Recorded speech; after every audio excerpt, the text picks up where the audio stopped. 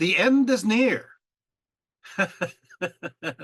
Yeah, you've heard that declaration all too often and from multiple sources, whether it is from some very passionate television evangelist or some unwashed lunatic holding up a sign saying, well, the end is near, in the middle of the street. It seems that whenever times get difficult, or are viewed as too self indulgent and materialistic, people will come out of the woodwork with their predictions and prophecies based upon their religious or ideological beliefs and stir up people with their heartfelt assertions that they better change. They better get their life straight. For in a short while, the world is going to end. One end of the world prediction declares, I'm going to read an end of the world declaration. Here we go. It goes as follows. It says, our earth is degenerate in these latter days. There are signs that the world is speedily coming to an end. Bribery and corruption are common. Children no longer obey their parents. Every man wants to write a book, and the end of the world is evidently approaching. Unquote. Who wrote that? When was this prediction written? It was written between 668 to 627 BCE during the reign of the Assyrian king Ashurbanipal. And well, we're still waiting. You're getting my point already. I mean, this guy is sounding like, wow, it's almost over. And yet he's writing in the 600s BCE. So you can understand that this is not new. This is quite old. Now, I'm not saying the end of the world is not going to happen or not imminent. I mean, for me, the one kind of lips I really don't want to kiss is the apocalypse. For that would be the kiss of death, right? I really don't want to kiss that. So, but I must say that so many people have called wolf about the end of the world so many times for so many different reasons over the centuries that, well, I'm just a little bit calloused. I'm also a bit suspicious for saying it is the end of the world. It's a real showstopper, and people actually stop and pay attention when they hear that the very existence may be over in the flash. You see, looking toward the end of the world would theoretically eliminate the one thing all of humanity has in common. And that, of course, is the world. In the past, people have proclaimed the end of the world to get attention, to make people behave better, to do the opposite, in fact, to make people feel free to do whatever they want because, hey, they have nothing to lose, to gain profit, and of course, just because they're just plain crazy. There's some sincerity out there, people who really believe their own predictions and are often willing to die for it. But as you may have guessed, they were wrong. Last I checked, we are still here. So, there you have it. So now we move into this area that let's go into some definitions. Now, the study of the end of the world is called eschatology. It comes from the word eschaton, which means last in Greek, or the study of last things.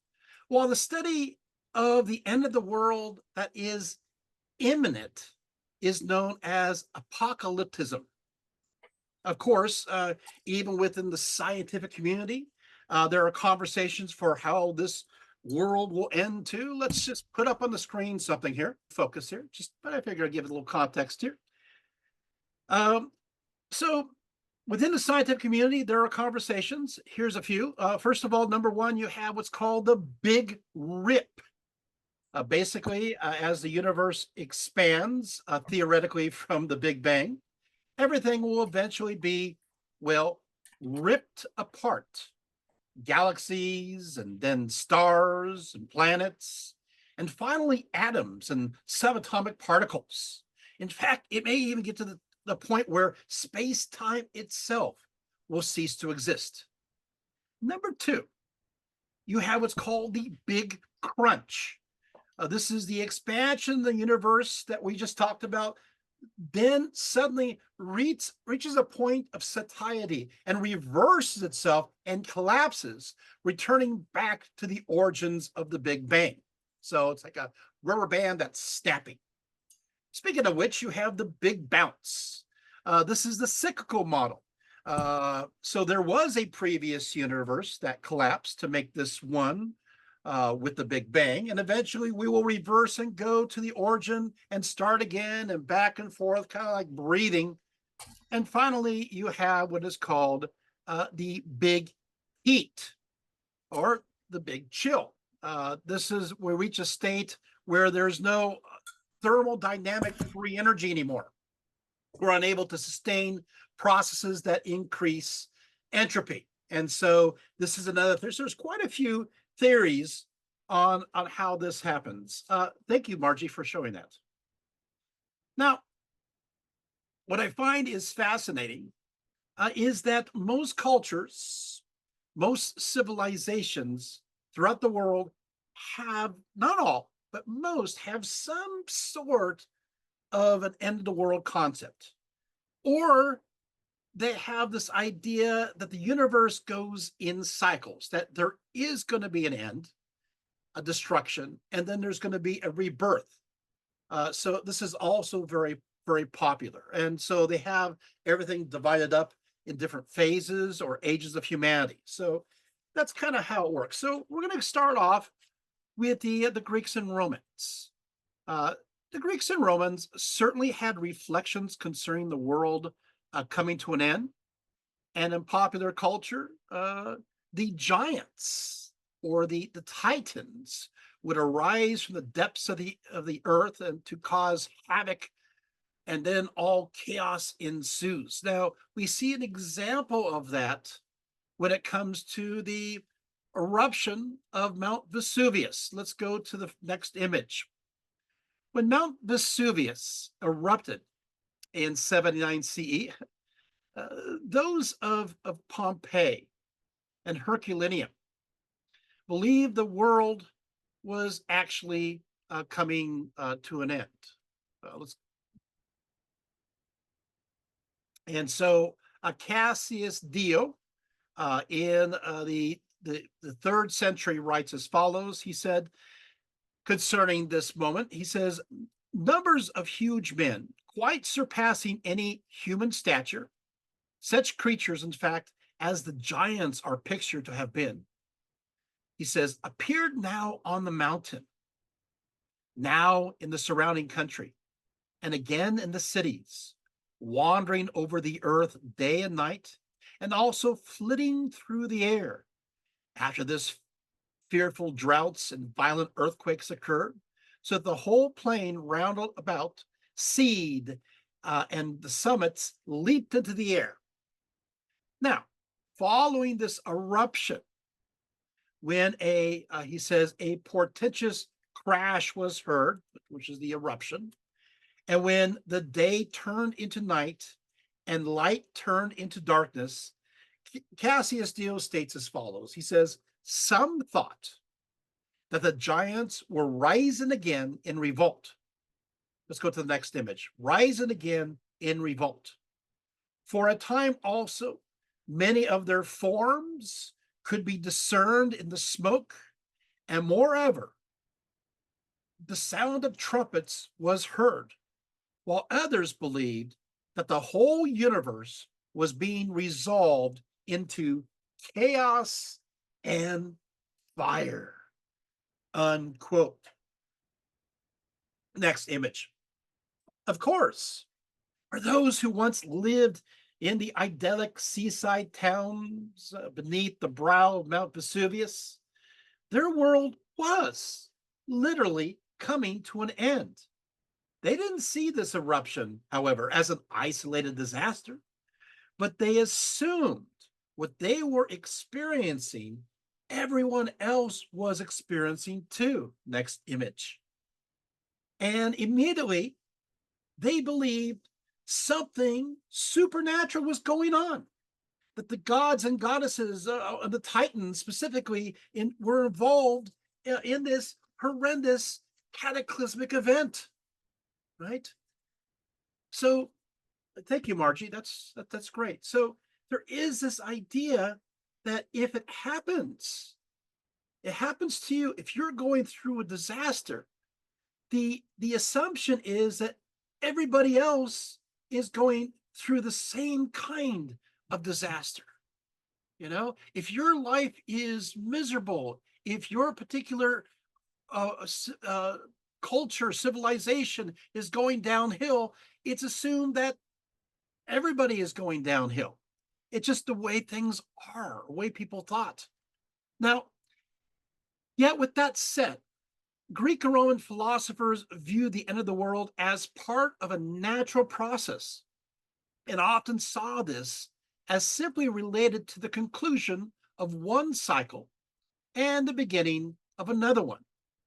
As far back as the 6th century BCE, the Greek philosopher Anaximander, who viewed one of the most basic components of life as water, said that someday all this water would dry up on earth with everything parched and barren. Life would effectively be eradicated due to lack of water. So for him, the end of the world was the end of water to sustain life. Now, as opposed to lack of water, Xenophanes believed that the world would be destroyed because of water, a great flood. Of course, Greeks and Romans already had their own version of the Noah's Ark story. Let's go to the next image. With a certain Deucalion and his wife Pyrrha saving the remnant of humanity because of their righteousness from a great flood brought on by Zeus, by the impiety of a king Lycaon, right? Who fed him the human flesh, which of course is very much a violation of hospitality rules. And so there was this curse. Zeus wanted to destroy all of humanity. So humanity was not righteous. And so this destruction, of course, arrived, but there's the same story. The righteous Deucalion Pyrrha boarded an ark and after the flood ended up on a mountain peak. Sound familiar?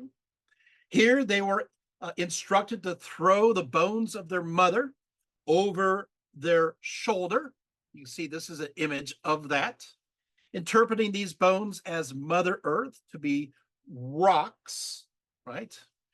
Then, of course, what they did is they threw these rocks over their shoulders, and the rocks that Deucalion threw over his shoulders became men, and the rocks Pyrrha threw over her shoulders became women. So we all came out of rocks.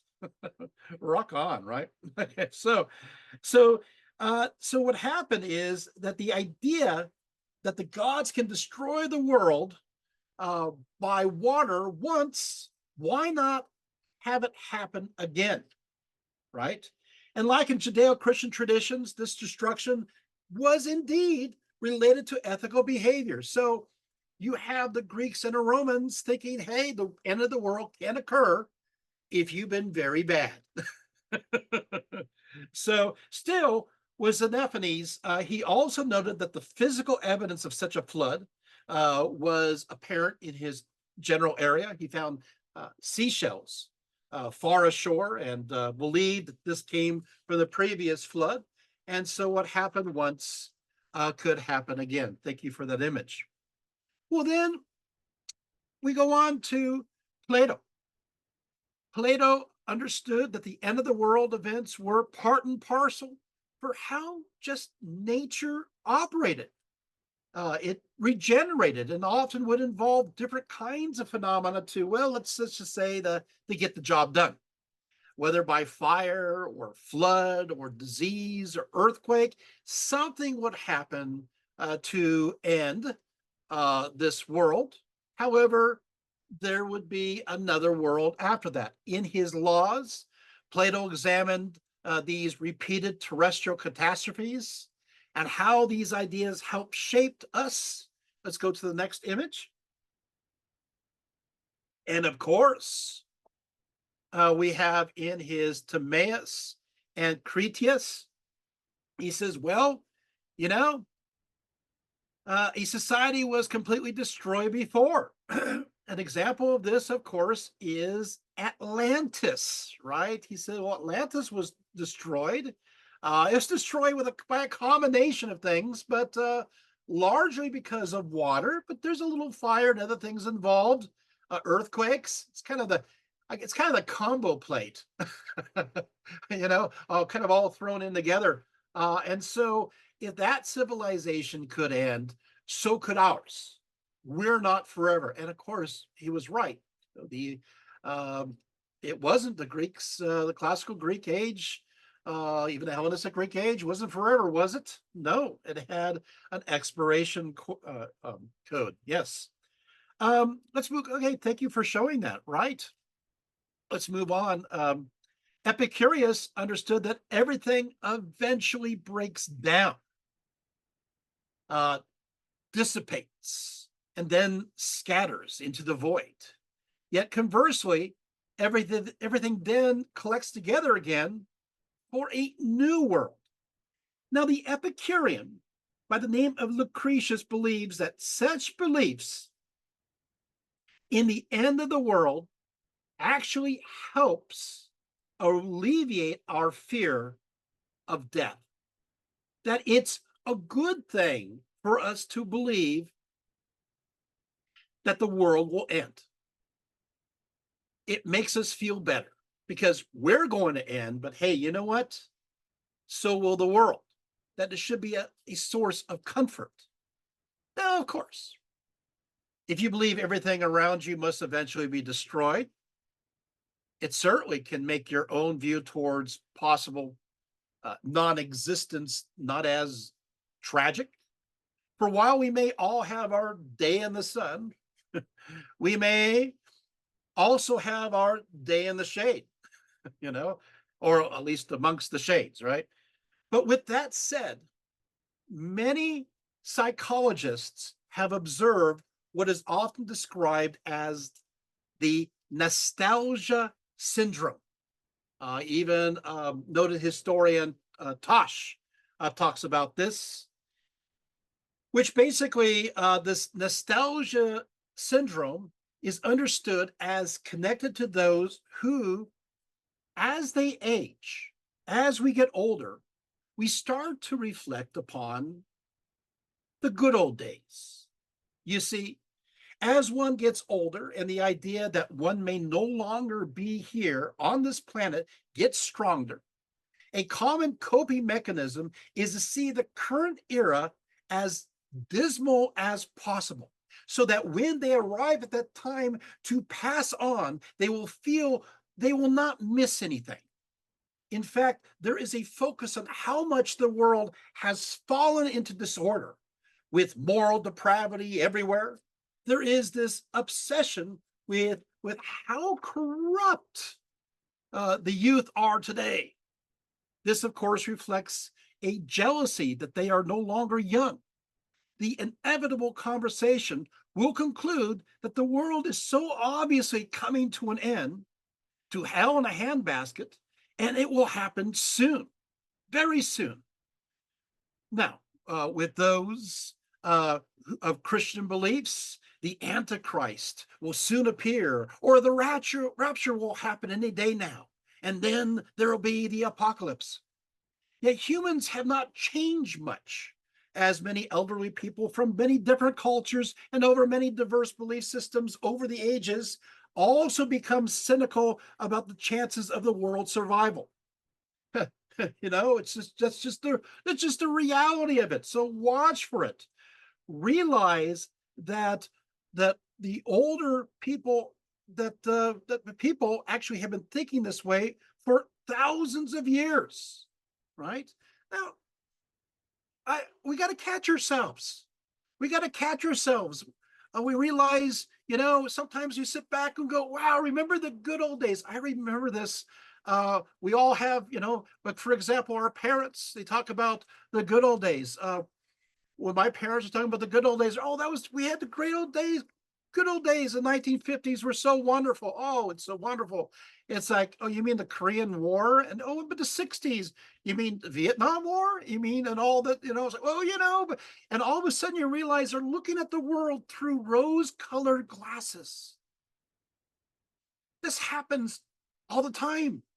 And of course, as this happens with every generation, and their parents in turn said about how wonderful it was back in the Depression. we had good values, at least at that time, and going back and back. But conversely, when it comes to the end of the world, you also notice that many of those who look back in the past with nostalgia will look forward and see that they want to see that everything is black. There's no hope because they're dealing with coping with the end themselves. And there's a sense of comfort that they're not going to miss any good stuff, and that everything is going to fall apart as soon as they have left this mortal coil. Does that make sense? So you're going to see this end of the world of press by many of those who happen to be older and look back on this. Interesting, huh? Just a fun little foray into that. Now, so anyway, so the problem is that we're still here. I'm not sure if that's exactly a problem, but we are. The Earth is still around. We're still spinning. We're still orbiting the sun. So let us not, I don't know, become like a modern day Solomon and exclaiming all is vanity. Come on, let's be a little bit more optimistic and hopefully change our reality a little bit. Okay, sorry, get off my podium. I'm back here. So the Stoics also adhere to a creation and destructive cycles, but in their case, it would be fire that consumes everything. Well, more poetically, we would be experiencing the return of the universe back into its basic form, the divine, all-consuming fire. And so there you have that. Does that make sense? So now there's a fragment from a unknown Greek tragedy that declares as follows. It says, after I am dead, let earth be mixed with fire. I do not care for myself, for all is well with my affairs. Okay. But we do have this, we start having this idea also of that we go through cycles. The Greeks and the Romans have that notion, and it is cycles of creation and destruction. So it is a mini end of the world and then a new start. Hesiod, in his Works and Days, let's go to the next image. There it is. Yeah. Outlined human history. He wrote around 700 BCE. He talked about the golden age. That was the first age. This is the age of dike, as you say in Greek, which means justice. So souls during this period of time lived on as the guardians of humanity. They lived to a nice ripe age, and then they just kind of became divine. And that was the end of that particular world. The next world, of course, is the world of silver, the Silver Age. This is the era of hubris. What happens now is that mortals did not give the gods their due, as opposed to saying, hey, the gods did this for us. We say, no, we did it for ourselves. And so pride cometh before the, fall. When people died, of course, they became blessed spirits as opposed to guardians of humanity. Now we're kind of descending down into the Bronze Age. The Bronze Age is the age of ate, or delusion. So basically, the hubris will make us crazy. And it's an era of war. Men were made out of the ash trees. And now the souls, as opposed to being the guardians of humanity in the age of gold or the blessed spirits in the age of silver, now are enter into the dark house of Hades during the Bronze Age. Now, what follows is a destruction of the world, a big one. And this is a destruction by a flood, right? And this is the story of Deucalion. Remember the Noah's Ark story I told you? Yeah. And with this commences the age of heroes, the age of Odysseus and Achilles and Perseus and Jason, right? And so what happens is that these individuals show themselves as examples of the best humanity can be. It's models. We need to model ourselves after them. And what will happen is that these models will be especially within the Iliad and the Odyssey. So this became recommended reading for everybody. And then later on, the Romans will add the Aeneid with Aeneas, right? So these are heroes, and we need to be like the heroes for us in the Iron Age. You see, the Iron Age, of course, this is the age of Nemesis. It's the age of judgment. We are being judged during this period of time. What does this have to do with the end of the world? Pretty much everything, because what will happen is that if we don't follow the models well, right? If we don't follow the what we've learned from the Iliad and the Odyssey, from the heroes, if we don't, we will be destroyed. Humanity will be destroyed, just like that great flood happened. And the Romans had different ideas. The Greeks and Romans had different ideas. Sometimes it is by flood. Sometimes it is by fire. Sometimes it is by earthquakes. People were kind of paranoid. I read in various ancient works, primary sources, that whenever earthquake would happen, they're going, "Oh no, the world is coming to an end. Maybe our local city, we haven't been moral enough, we haven't been ethical enough, and we're being punished, and now everything's going to end." And they're all begging and pleading and so forth. Now, however, the way to get out of the world ending is that if you follow those role models, if you do follow those role models, then what will happen is you'll be able to return back to the age of gold. And so that's a good thing. Does that make sense? So you got a choice. You got a road towards these four ages. You have a road towards destruction, or a road towards victory. And various individuals declared that they're going to bring on the golden age. One was Alexander the Great, and the other one, of course, was Augustus Caesar. And Virgil, in his works, will encodify this idea of the age of gold, and the fact that it's being brought out, that Augustus is going to secure it. That's what the story, when they go into the underworld and Aeneas is seeing, those who will follow after him, is the Roman progeny, which includes Julius Caesar and Augustus. And of course, it says he will return the age of gold. And we will see this reflected in various inscriptions too. So it's kind of like, follow Caesar, age of gold. If you don't follow Caesar, disaster. So there is an eschatology interwoven within the imperial cult. And by the way, most people don't know that. Fun stuff. Let's go to the next image. But what's going on here? What is going on? Well, another very popular end of the world, of course, is Ragnarok. Ragnarok, which obviously in Norse means twilight of the gods. We find the source, the Poetic Edda. It was compiled in the 13th century, but it comes from way earlier materials. And the story goes that there will be a terrible winter. Winter is coming, right? And this terrible winter will last for 3 years, and the sun will grow dim.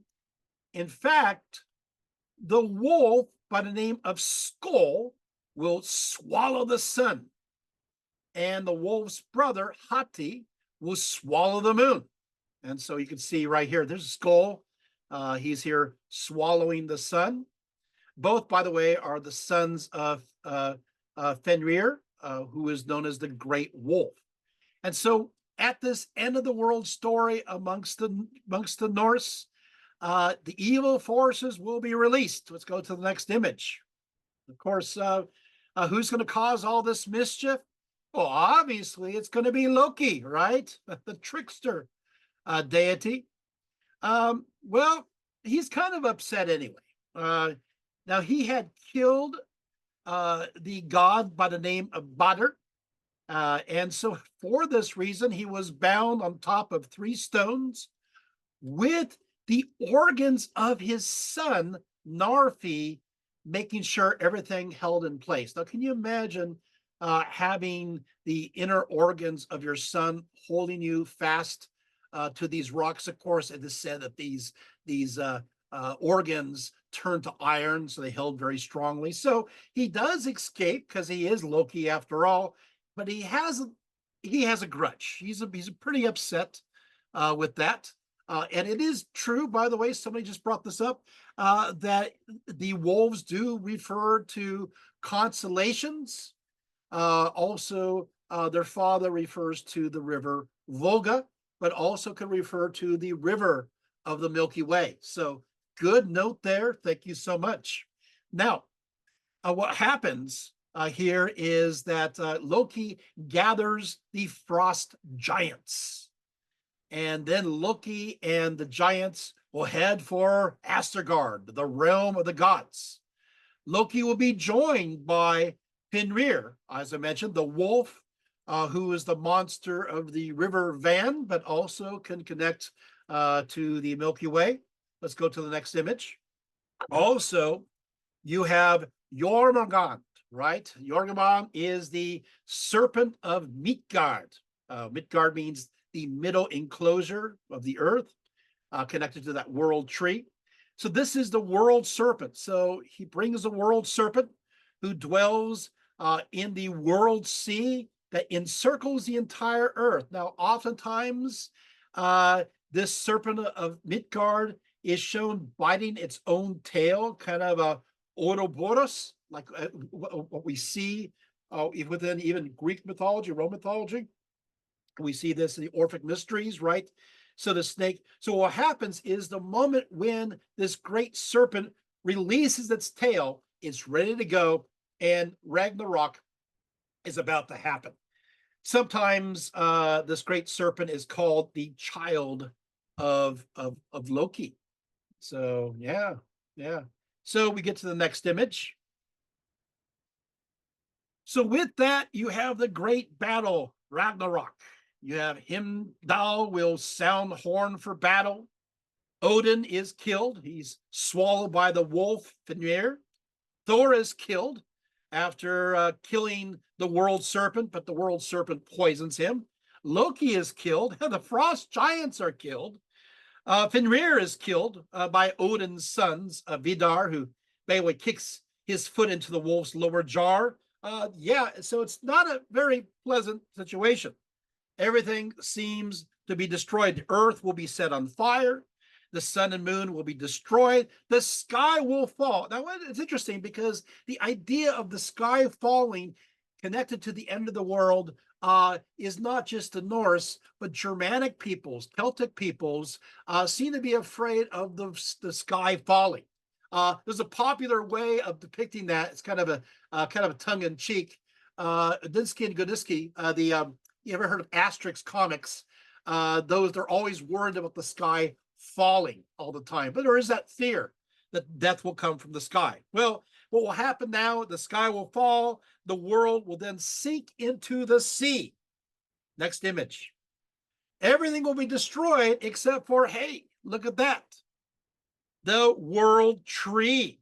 The world tree, known as the Yggdrasil, will survive. And so as a result of that, there will be this. So that means that new lands will then rise from the ocean. Green earth will emerge again. And there will even be a new humans after all the others have been obliterated. You're going to have Leif and Lifrasir. Lif means life, and Lifrasir means, well, lover of life. So, so what will happen is they will be sheltered beneath the branches of this tree. They will be consume the morning dew for sustenance, and as a result, they will start a new world. By the way, the god Balder, who thought was killed, he will suddenly come back to life and rebuild Asgard, and so on and so forth. But yeah, and so those are the stories that we have from, and somebody mentioned that the world serpent. Yeah, yeah, yes, there is a connection to the Leviathan that is mentioned also in the Hebrew Bible. So very good. Thank you so much. Good. So we got a little bit of Norse action here. Where do we go from here? Well, we go from here on to Zoroastrianism, right? Zoroastrianism, of course, very important. Now, this is also one of the big influences of ancient Judaism, but Zoroastrianism, if you're Zoroastrian, sometimes they'll date it back to 1500 BCE. A lot of scholars will believe that Zoroastrianism will form between 700 to 500 BCE. It is still a living religion today, and oftentimes because they worship Ahura Mazda, they will prefer the term Mazdayana because they're, as opposed to Zoroaster, who happens to be simply the name of their prophet. So the story goes, it starts, of course, a belief system that starts in Persia as well as Bactria, which is Afghanistan. And the world is a war between the forces of light, led by the good Ahura Mazda, who is spirit, and the forces of darkness, led by the evil Arumanyu, who is material. The world is divided into 4 ages, because, everybody does this, in which we are presently in the very last age. Accordingly, the world will fall into chaos and then need a savior. Well, Zoroastrianism actually has like 3 saviors born of virgins who are impregnated by the seed of Zarathustra when they bathe in the special garden lake. Anyway, the last of these, let's go to the image. The last of these is known as Saoshyant. Saoshyant, who will appear. Now, Saoshyant, he will be understood as the chosen one. And when he appears on the scene, the sun will freeze for 30 days. So sun will then, of course, what he will do is he will gather the forces of humanity, who will merge with the spiritual forces of Ahura Mazda, namely those known as the Amesha Spenta, these spirits, and they will fight the forces of evil humans and demons. So basically, in what will happen, of course, you're going to see this is Zoroastrianism, but many of the main ideas, the big basic ideas when it comes to eschatology, is established by this Persian religion. It really is, and historically it will happen first, and then Judaism will have these ideas, and then Christianity will have these ideas, and then Islam will have these ideas. So, and then of course these ideas go into the modern age. So we almost have to look back and say, where does it all start? Many of the modern concepts that we deal day to day when it comes to the end of the world, it starts with Zoroastrianism. I do want to do just really quick ideas. So basically what happens is everything's based upon ethics. When you are born, your spirit splits into 2. I would see my face for a few seconds. Why not? So when you're born, your spirit splits into 2, bump, and you have kind of like this oversoul looking at your undersoul, which is basically your life. And you'll have the stresses and strains, the temptations, the angel on one shoulder and the demon on the other shoulder. Well, in this case, you have Ahura Mazda on one shoulder, right? and you have Automanu or Automan on the other shoulder, telling you to do right or wrong. And so what will happen is as you live that life, when you die, your oversoul will then join with your soul and will tattletale and say if you did things that are more good or more bad. Now, if you did things, what happens is then you cross what's called the Chinvat Bridge. And as you cross the Chinvat Bridge, if you did mostly good, then that bridge is strong, it's mighty, it crosses right over to the other side, and you go to a wonderful paradise realm known as the House of Song, which basically is like Elysium. It's very idyllic, it's wonderful. But if you have been bad, that bridge twists and turns and you fall and you go into the house of pain. Where's weeping and gnashing of teeth, and they're pouring molten lead down your throat, and yet you just keep on living. And as I said before, another talk, the food is terrible. Uh, Again, who wrote the Avestas? Their secret book was it the chef? The food's terrible. It's like never mind, you get your mouth full of molten lead. But what will happen then is after later on, Saurosant, the savior, will rise up. And this is the end times. Sound familiar? And what will happen is those who are righteous will come to life, resurrect again. Yes, you have resurrection. This is Zoroastrianism, not Judaism, Christianity, or Islam. You'll have the resurrection of those souls from the house of song, and they will join the forces of light. But you also have the resurrection of those who are in a house of pain, of shame, and they will rise up and they will be on the side of, well, the bad side, the side of darkness. And so there'll be this great, huge battle between the forces of light and the forces of darkness. There'll be all these signs and everything else.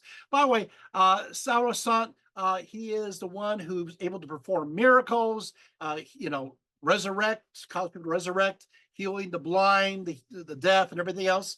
Very much a savior-like figure, the chosen one. And this, of course, these ideas are, 600 to 700 years before Christianity. 600 to 700 years before Christianity. So you have this typology. Now, before some people go into a panic, I just want to mention the fact that the high priests of Zoroastrianism then and today are known as magi. And everybody in the first century world knew this. This is common knowledge because Zoroastrianism was very common, even in Palestine at that time. And no wonder you had the Magi visiting Jesus, who basically are giving, so they're from the East. So the idea is they see him as Saurosant. So it's somebody's idea of cobbling up the ideas that, hey, practitioner of Zoroastrianism, see, this is the same savior that you've been looking forward to. So there you have it. They'll go over other people's heads later on, but in the context of that time, it's just simply common sense. So interestingly enough, what will happen is that you'll have this great battle. Then what will happen, let's go to the next image, is after the battle is won, and of course it's won by the good guys, right? You're going to have what is called the Great Throne Judgment. And so, so part of this judgment includes either walking or being thrown into a stream of molten metal, with the wicked feeling pain as they are annihilated, and with the righteous feeling the flames simply like warm milk. Now, later on, Zoroastrianism will revise that the wicked survive the ordeal to suffer eternal damnation. I think that is an influence that comes from Christianity. But you can see that Zoroastrianism, first of all, foretells of a moral decline in humanity. Second, that various saviors that will attempt to bring humanity back to the God of light. Third, this last savior was to rise up at the time of the end of the world and will lead to a final conflict against the forces of darkness. And of course, you'll have a great judgment that will occur at the very end. And, also you'll have punishment will be involved for the wicked. All 5 of these components become very articulated in Judaism during the time of the Babylonian captivity, so which is basically 598 to 587. Sorry, 5 and also to all the way to 538 BCE. So during this period of time, you're going to have these mixtures, and will continue during the time of the Persian Empire. And so, in fact, Zoroastrianism will become the main principal religion of the Persian Empire, under which, of course, what will happen is that obviously Cyrus and then will let the Jews out of the captivity. They'll return to Jerusalem. But remember, that is going to be a satrap. That is a province of the Persians, and the major religion of the Persian, the official religion, is Zoroastrianism. So Judaism will take on these ideas. Judaism will also take this idea of the chosen one and put it together with their idea of the anointed one, which is Messiah. And of course, in Greek, the word Messiah is Christ. And so all of these ideas then mix together in the book of Daniel. So the book of Daniel will then bring all these notions about. Make sense? So that means one more thing. You also get the concept of a devil. Agamemnon is very much like a devil. So from Zoroastrianism, you get quite a bit. All right. Okay. So let's go to the next image. So let's go to the book of Daniel. Without a doubt, in Judaism, the end of the world is most developed in the book of Daniel, within what would be eventually considered as the Hebrew Bible. As King Nebuchadnezzar of Babylon slept, he is said to have seen a great statue, right? In a dream, with a head of fine gold, a chest and arms of silver, a belly and thighs of bronze, legs of iron, and feet partly of iron and partly of clay. But when as King Nebuchadnezzar watched, suddenly a stone was cut out of a mountain without hands and struck the image on its feet, breaking the statue in pieces. Then, quote, the iron, the clay, the bronze, and the silver, and the gold were crushed together and became like chaff from the summer threshing floors. The wind carried them away so that no trace of them was found. And the stone that struck the image became a great mountain and filled the whole earth. That's Daniel 2:35. King Nebuchadnezzar also dreamed of 4 beasts coming out of the sea. The first one was a lion, and it had eagle's wings. The second was like a bear. The third was like a leopard, which had 4 heads and 4 sets of wings. And the fourth was dreadful and terrible, exceedingly strong, with huge iron teeth, and it devoured everything. It made war with God's people and broke them to pieces. Now we gotta know this information, because this information is going to roll on over into the book of Revelation. So these are where these ideas are starting out, although nothing has there's always more here, right? So the prophet Daniel tells King Nebuchadnezzar that the 4 parts of the statue and the 4 beasts represent 4 kingdoms. The first kingdom is King Nebuchadnezzar's own kingdom of Babylon. For Daniel was told the God of heaven has given Nebuchadnezzar a kingdom, power, strength, and glory, and it is the beast who resembles a lion. The second kingdom is the Medo-Persian, where Daniel next states that after Babylon shall rise another kingdom inferior to yours, and it is the beast resembling the bear. After the second kingdom, the book of Daniel states that a third kingdom of bronze, which shall rule over all the earth. Now, most scholars agree that this is the Hellenistic Empire of Alexander the Great, who defeated the Persian Empire and conquered all of its territories, and it is the beast resembling a leopard.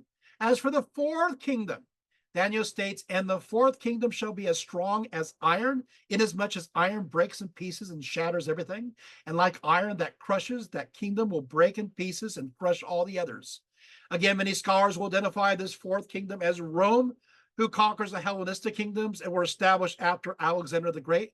Most importantly, the Seleucids and the Ptolemies, and is the best that is that is dreadful beyond the description. But this is still what this does is kind of gives away a little bit of the context of this of when this was written. So many people will say, well, this is written during the Babylonian captivities. Others say, well, there's evidence here that this is not prophecy, that this is they're living during the time of the Persians and into the Greek period of time. So there's lots of, but we won't go into that scholarship right now.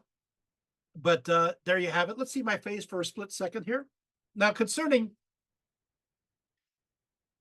the fourth kingdom, Daniel further notes, whereas you saw the feet and toes, partly of potter's clay, and partly of iron, the kingdom shall be divided, yet the strength of the iron shall be in it, just as you saw the iron mixed with ceramic clay. And as the toes of the feet were partly of iron, partly of clay, so the kingdom shall be partly strong and partly fragile. Apparently here, this kingdom is a union of various kingdoms, some of them strong and some of them weak. As for the stone, it represents the fifth kingdom. So we're entering into the fifth age. Ooh, fifth age, which is the kingdom of God. This kingdom will arise at the end of the world history, and at one powerful stroke, smash all worldly power and bring earth under God's sovereign control. And it continues, it says, and in the days of these kings, the God of heaven will set up a kingdom which shall never be destroyed, and that kingdom shall not be left to other people. It shall break in pieces and consume all these kingdoms, and it shall stand forever. Now, wow, okay, so so we're in this scenario, you got 4 ages with of course, a fifth one to come. Of course, from this perspective, maybe there'll be 3 more to come, right? But what will happen is you have this idea of 4 ages and then a transformation. Didn't we come across this 4 ages before? That's right. We did, right? We came up with the 4 ages of Hesiod, right? As noted earlier, remember the Hesiod with the age of gold, silver, bronze, iron? There's 4 ages. But guess what? We're going to have this great golden age to come, and that will be the 5th age, which is very much like, if you hadn't noticed, this prophecy with Nebuchadnezzar. In both those images, it's that 5th kingdom that's a blessed kingdom. Huh, that's interesting. It's funny that in Hinduism, you also have 4 ages. You have these are called yugas, right? You have Satya, Treta, and you have Dupara, and then the age of Kali, which we're in. And this is this age of destruction. We're kind of on our way down. But guess what? When that happens, there'll be a brand new age, that 5th age. Well, that's interesting because, hey, guess what? The Mayans have 4 ages also of creation. You got the earth monsters, right? Which are too violent. The next stage was the age of wind and fire. The next stage is of water. And then you have the age of maize, which are doe-like humans, and this will be consumed, and there'll be the net. Oh, wait a second. Didn't the Navajo, they had 4 ages. That's right. You had the black world with the sprinkled beans. You got the blue world, the yellow world, the white world. Hey, did you know the suit? Are you seeing something? I can go on forever. So we have found a commonality amongst much of cultures that have nothing in common except that they have 4 ages of humanity. Oh, by the way, in Buddhism, you got the 4 Buddhas, and then the 5th Buddha is yet to come. Yes, even in Buddhism, you're going to have that 4-age idea within the context of the eon. Isn't that interesting? I could go more too. There's more cultures, but we'll run out of time. But I want to tell you that it gets to a point where too many things in common. Okay, so where do we go from here? Well, let's go on to talk about the abomination of desolation. Now, the 4th beast is comprised of 10 horns or nations. So it has 10 horns corresponding with the 10 toes of iron and clay from King Nebuchadnezzar's dream. According to the prophecy, another horn, a little horn, comes up from amongst the 10. This little horn plucks 3 of the other horns out by the roots. And therein, in this horn, were eyes like the eyes of a man. This is important. You want to know this. And the mouth speaking pompous words. In Daniel, this figure is connected with one who is known as the abomination of desolation, who will defile the Jewish kingdom later on, or at the same time, right? In fact, Daniel then describes a great war that's connected to this abomination of desolation. He says, I kept looking, and that horn was waging war with the saints and overpowering them until the Ancient of Days came and judgment was passed in favor of the saints of the highest one. And the time arrived when the saints took possession of the kingdom, unquote. So this abomination of desolation is connected to Antiochus IV. I put it in the chart just for fun so you can see it. Let's go to the next image, because we're going to run into this again. Antiochus IV. Who's Antiochus IV? Okay, well, he was a Seleucid king from 167 to 164. And he was known for his persecution of the Jews. He went in, he attacked Jerusalem, he sacked it. Then he outlawed Jewish rites and traditions. He added that Zeus was to be worshipped at the Jewish temple.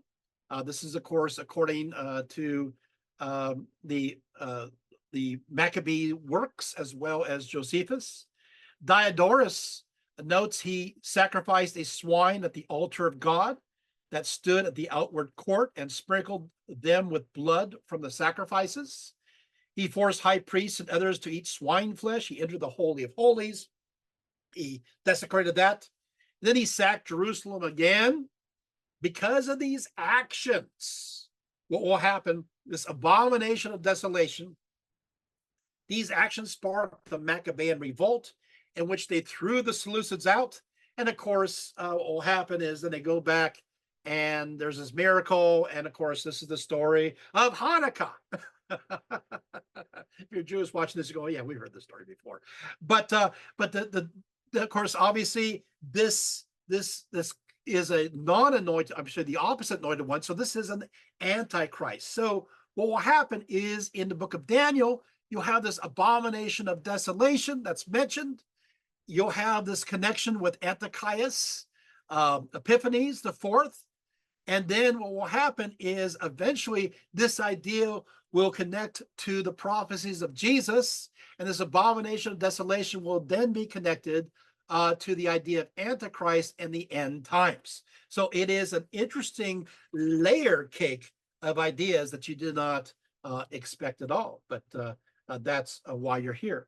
Okay, you put down the line there. Thank you so much for that. So, well, what happens now? Well, I mean, so far, you're going to have, after that, it says, Daniel describes God's justice. You're going to have this rising, this resurrection of the dead, which is, by the way, also earlier in Zoroastrianism. And then, of course, Daniel describes God's wrath. He says, I kept looking until thrones were set up, and the Ancient of Days took a seat. His vesture was like white snow, and the hair of head was like pure wool. His throne was ablaze with flames. Its wheels were a burning fire. In fact, there was a fire, there's a river of fire flowing and coming out before him. Thousands upon thousands were attending him, and myriads upon myriads were standing before him. The court sat, and the books were open. Then I kept looking, says Daniel, because of the sound of the boastful words that the horn was speaking. I kept looking until the beast was slain. Once again, now the abomination of desolation, who is also connected with the idea of being the beast. Once again, we'll see this later on in Revelation. And its body was destroyed and given to the burning fire. As for the rest of the beasts, their dominion was taken away, but an extension of life was granted to them for an appointed period of time. So just like in Zoroastrianism, a river of fire destroys the wicked. It is everything that we heard earlier on when it comes to Zoroastrianism. At the conclusion of this great cosmological conflict, the Son of Man arrives from God to earth, with the book of Daniel declaring, I kept looking in the night visions, and behold, with a cloud of heaven, one like a son of man was coming. Then to him was given dominion and glory and a kingdom that all peoples, nations, and languages should serve him. His dominion is everlasting dominion, which shall not pass away, and his kingdom will not be destroyed. He continues that at such a time, many of those who sleep in the dust of the ground will awake, these to everlasting life, but the others to disgrace and everlasting contempt. So you have already in Daniel all the major ideas of Zoroastrianism that's now completely articulated in Judaism. They're all there now. So you do have this idea of this resurrection. You do have this battle of the forces of light and forces of darkness. You do have this devil-like kind of being, right? Fighting. You do have the great throne judgment. You do have a lake of fire. Heck, you even have on the good side a savior Christ-like figure that's going to usher in this age. All those components are there. They're there with Zoroastrianism.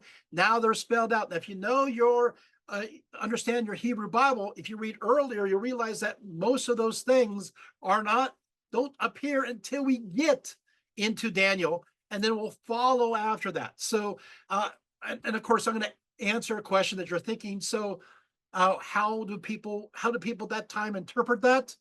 Well, for them, truth is truth, no matter what the source was. And so they didn't see the fact that some other belief had it, made it less authentic. They just believed that it's there. They didn't have a problem with that, and it became part of their perspective. Today, we equate truth with something or authenticity as something that's completely original thought. That would make an ancient person pretty nervous, because there needs to be some kind of tradition and precedent for that, right? So once again, we have to be careful of our modern way of thinking. Let's go to the next image. Well, now all of a sudden, what will happen as a result is that you're going to have the beginning of, within Judaism, apocalyptic literature. And of course, that includes, obviously, Enoch. Now, these are according to the dream visions of Enoch, written between 163 to 142. At the end of days, the Gentiles were attempting to destroy the Jews in a great battle. But according to this source, God intervenes. And I saw that man who wrote the book according to the command of the Lord, until he opened that book concerning the destruction which those 12 last shepherds had wrought, and showed that they had destroyed much more than their predecessors before the Lord of the sheep. And I saw till the Lord of the sheep came unto them, and took in his hand the staff of his wrath, and smote the earth, and the earth clave asunder, and all the beasts and all the birds of heaven fell from amongst those sheep, and were swallowed up in the earth, and it covered them. So again, here we go. Judaism is further through the Enochian tradition, further articulating these ideas that we see in the book of Daniel, right? And of course, this big battle now with the Gentiles. In fact, it continues, and the judgment was held over the stars, and they were judged and found guilty, and went to the place of condemnation, and they were cast into an abyss full of fire and flaming, and full of pillars of fire. And according to this source, it says, and I saw at that time how like an abyss was opened in the midst of the earth, full of fire. And they brought those blinded sheep, and they were all judged and found guilty, and cast into this fiery abyss. So this is where you start getting this idea of this fiery hell in the middle of the earth. Now, by the way, this is not unique, because other beliefs and cultures have this idea of a fiery hell. You're going to have, of course, the fires of Tartarus. There were fires there. If you, of course, read the Aeneid, right? So, and you have other traditions too, where there's fires, obviously Zoroastrianism and the House of Pain. Well, now this idea is being brought about. But guess what else do you have? Now the world is destroyed. The good guys are winning. But in this work, now remember, the dream visions of Enoch is written between 163 to 142 BCE. This is long before the book of Revelation. And yet you have many of the ideas here. And one bit is interesting. It says this: following this, a new Jerusalem is built as the remnants of the Gentiles are converted over. It says, and I saw that a white bull was born, and it goes on, and it talks about this new Jerusalem. So the new Jerusalem arrives in the end. Well, guess what? We had that we have that in the book of Revelation. It's the same kind of ending. Let's go to the next image. And then you have the Qumranic community. I love this picture. You know why I love this picture? Because I took it. Yeah, that's my photography. Isn't that great? So there we go. So we can observe that the concept of the end amongst the Qumran community was not a simple sentiment. It was not a vague belief in the finality of all things, because they embraced the book of Enoch, but had advanced into really a complicated apocalyptic theology directly related to their everyday ideas. They lived and they breathed the end of the world. Can you believe it? They waited with anticipation for this day to come. In fact, in many ways, their community was defined by the confidence that they were uniquely positioned at the edge of time, securely allotted with the righteous as the holy ones. Now, the Dead Sea Scrolls included a lot of apocalyptic literature that was also circulated within other Jews as well as Christian communities, including much of the end time materials ascribed to a certain Enoch. Now, a good scholar and somebody I enjoyed corresponding with, and who wrote an article for me by the name of James Charlesworth of Princeton University. He actually wrote this for me, and I published it. Writes as follows. He says, clearly the Qumran community was an apocalyptic community because it originated within and was continually being shaped fundamentally by diverse apocalyptic traditions. Apocalypticism and apocalyptic theology cannot be reduced to one literary genre or one continuously flowing tradition. Biblical prophecy, biblical wisdom, as well as influences from cultures contiguous with Palestine, especially Persia, Egypt, and Greece, swirled together to create something new and unprecedented: Jewish apocalyptic theology. Qumran theology is one aspect of this complex world, but it certainly never became a system. One of the documents known only from Qumran refers to his Messiah, who shall be obeyed by heavens and the earth. He, or the Lord Adonai, shall rise the dead to life. And so there you have that. Pretty amazing stuff. Thank you for showing that. Yeah. By the way, it's just a little brief thing. I actually, this is my magazine that I published way back when, in 2006. Yeah. And this is where I published his work. That's me at the time. Yay. And his work is in here as well. There you go. So anyway, fun stuff. Oh, I do want to mention some little fun little bit here too. What I did, this is my idea in the magazine, is I decided to put together a timeline at the bottom.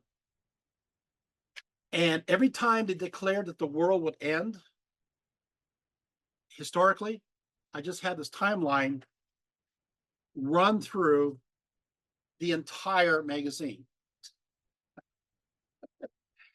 And of course, we have over 1,000 times that people declared that the world was going to end. Absolutely at this time, absolutely at that time, and I recorded it all. It was pretty fun. People are just like, okay, get the point. They were really crying wolf. Yeah, crying wolf quite a bit. But James Charlesworth also notes that the idea of he showed me this or showed me that within this literature was very much, of course, will go on into the book of Revelation. So there is that. Let's go to the next image. Oh yeah, there's another image of Qumran. That's pretty good. A little blurry there. Sorry about that. Let's go to the next one. Now, according to the war scroll from Qumran, a great war will break out between the sons of light and the sons of darkness, the former known as the Yahad, and will last 40 years. The Kittim of Assyria leads the first phase of the war against the Sons of Light, with some scholars saying this was really a veiled reference to the Romans. During this period, the Kittim of Ashur are allied with Edom, Moab, Ammon, and Philistia. During the second phase of the war, Jews who rejected the message of the Sons of Light, called the violators of the covenant, will join the Sons of Darkness, while the main force against them will rise out of Egypt and the Kittim dwelling there. Finally, during the third phase of the war, the Kittim will be composed of the kings of the north.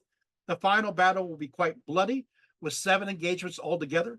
During the 7th battle, the war scroll states that the great hand of God shall overcome Belial and all the angels of his dominion, and all the men of his forces shall be destroyed forever. So you have this great battle. Let's go to the next, at the end of ages. Next image. A little blurry here, but this is the community rule. So we'll take that down. So blurry, but there, thank you for showing that. In this one, the sacred meal of bread and new wine was practiced on a weekly basis by the Essenes, and it was intended to look forward to the day when the Messiah would ceremonially be present at this sacred meal. I'm quoting now. This again is from the 2nd or 1st century BCE. So this is before Christ. You already have this communal meal in dedication. And of course, bread and wine, like a Eucharist, right? It says, when God engenders the priest Messiah, he shall come with them at the head of the whole congregation of Israel, with all his brethren, the sons of Aaron, the priests, those called to the assembly. The men are renowned, and they shall sit before him, each man according to his dignity. And then the Messiah of Israel shall come, and the chiefs of the clans of Israel shall sit before them. And then it kind of goes into like a seating chart. And when they shall gather for the common table to eat and to drink the new wine, when the common table shall be set for eating and the new wine poured for drinking, let no man extend his hand over the first fruits of bread and wine before the priest. For it is he who shall bless the first fruits of bread and wine, and shall be the first to extend his hand over the bread. Thereafter, the Messiah of Israel shall extend his hands over the bread, and all the congregation of the community shall utter a blessing, each man in the order of his dignity. It is according to this statute that they shall proceed at every meal at which at least 10 men are gathered together, unquote. Wow. Wow. Okay.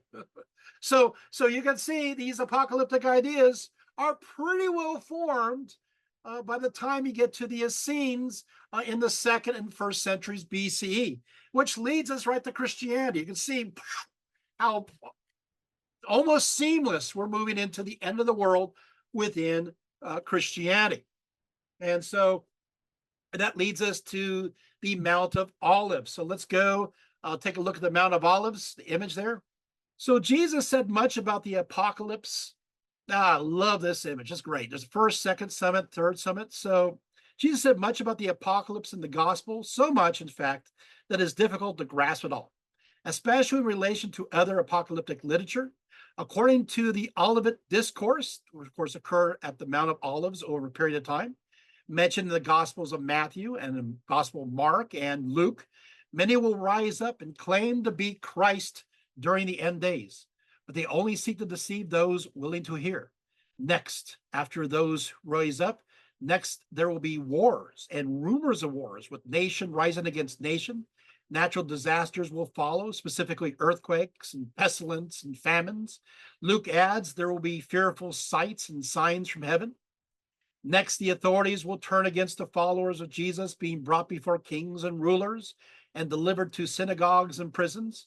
Jesus tells his followers not to premeditate what you will speak, but whatever is given you in that hour, speak that, for it is not you who speak, but the Holy Spirit. After this, Jesus states, you will be betrayed even by parents and brothers, relatives and friends, and they will put some of you to death. According to Mark, Jesus asserts, and you will be hated by all because of my name's sake, but he who endures to the end shall be saved, according to this. After this persecution, the city of Jerusalem will fall. Let's go to the next image. as mentioned in Luke 20:24. But when you see Jerusalem surrounded by armies, then know that it is desolation is near. Then let those who are in Judea flee to the mountains. Let those who are in the midst of her depart, and let not those who are in the country enter her. For these are the days of vengeance, that all things which are written may be fulfilled. But woe to those who are pregnant and to those who are nursing babies in those days, for there will be great distress in the land and wrath upon this people, and they will fall by the edge of the sword and be led away captive into all nations, and Jerusalem will be trampled by Gentiles until the time of the Gentiles are fulfilled. Let's go to the next image. Following the destruction of Jerusalem, the abomination of desolation now appears. As noted in both Matthew and Mark, we ran across the abomination of desolation, right? Earlier. Therefore, when you see the abomination of desolation spoken of by Daniel the prophet, standing in the holy place, whoever reads, let him understand. Then let those who are in Judea flee to the mountains. Let him who is on the housetop not go down to take anything out of his house. And let him who is in the field not go back to get his clothes. But woe to those who are pregnant, to those who are nursing babies in those days. Now, of course, we've already came across this abomination of desolation mentioned throughout the book of Daniel.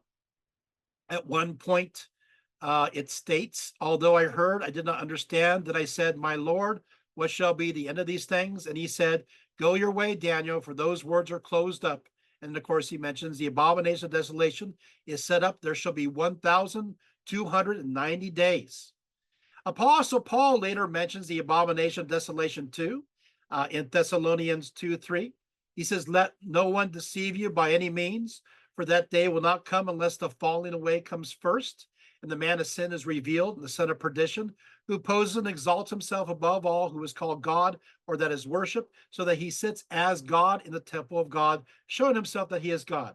So according to both estimates, the defiling of the temple by the abomination of desolation, equated with the Antichrist, would occur halfway through the 7-year Great Tribulation. Now, let's see my face just a little bit. So now, following the appearance of the abomination of desolation, Matthew and Mark state, for there will be a great tribulation, since has not been since the beginning of the world until this time, no, nor ever shall be, unless those days were shortened. No flesh will be saved, but for the elect's sake, those days will be shortened. During this great tribulation, Jesus instructs his followers, then if anyone says to you, look, here is the Christ, or there, do not believe it, for false Christs and false prophets will rise and show great signs and wonders to deceive, if possible, even the elect. See, I have told you this beforehand. Therefore, if they say to you, look, he is in the desert, do not go out, or look, he is in the inner room, do not believe it. Now, according to Jesus, only after the great tribulation will he return for his second coming, as noted in Matthew 24:27. For as the lightning comes from the east and flashes to the west, so will the come of the Son of Man be. Unquote. Next arise what can be best described as an apocalypse. Matthew states, immediately after the tribulation of those days, the sun will be darkened. By the way, the sun will darken in the prophecies of Zoroastrianism, and the moon will not give its light. In Zoroastrianism, it will be turned to blood. The stars will fall from heaven, and the power of the heavens will be shaken. Then the sign of the Son of Man will appear in heaven, and then all the tribes of the earth will mourn, and they will see the Son of Man coming on the clouds of heaven with power and great glory. And he will send his angels with a great sound of a trumpet, and they will gather together his elect from the four winds, from one end of the heavens to the other. So you have all these times things coming together. Now, this is where it gets interesting. Let's go to the next image.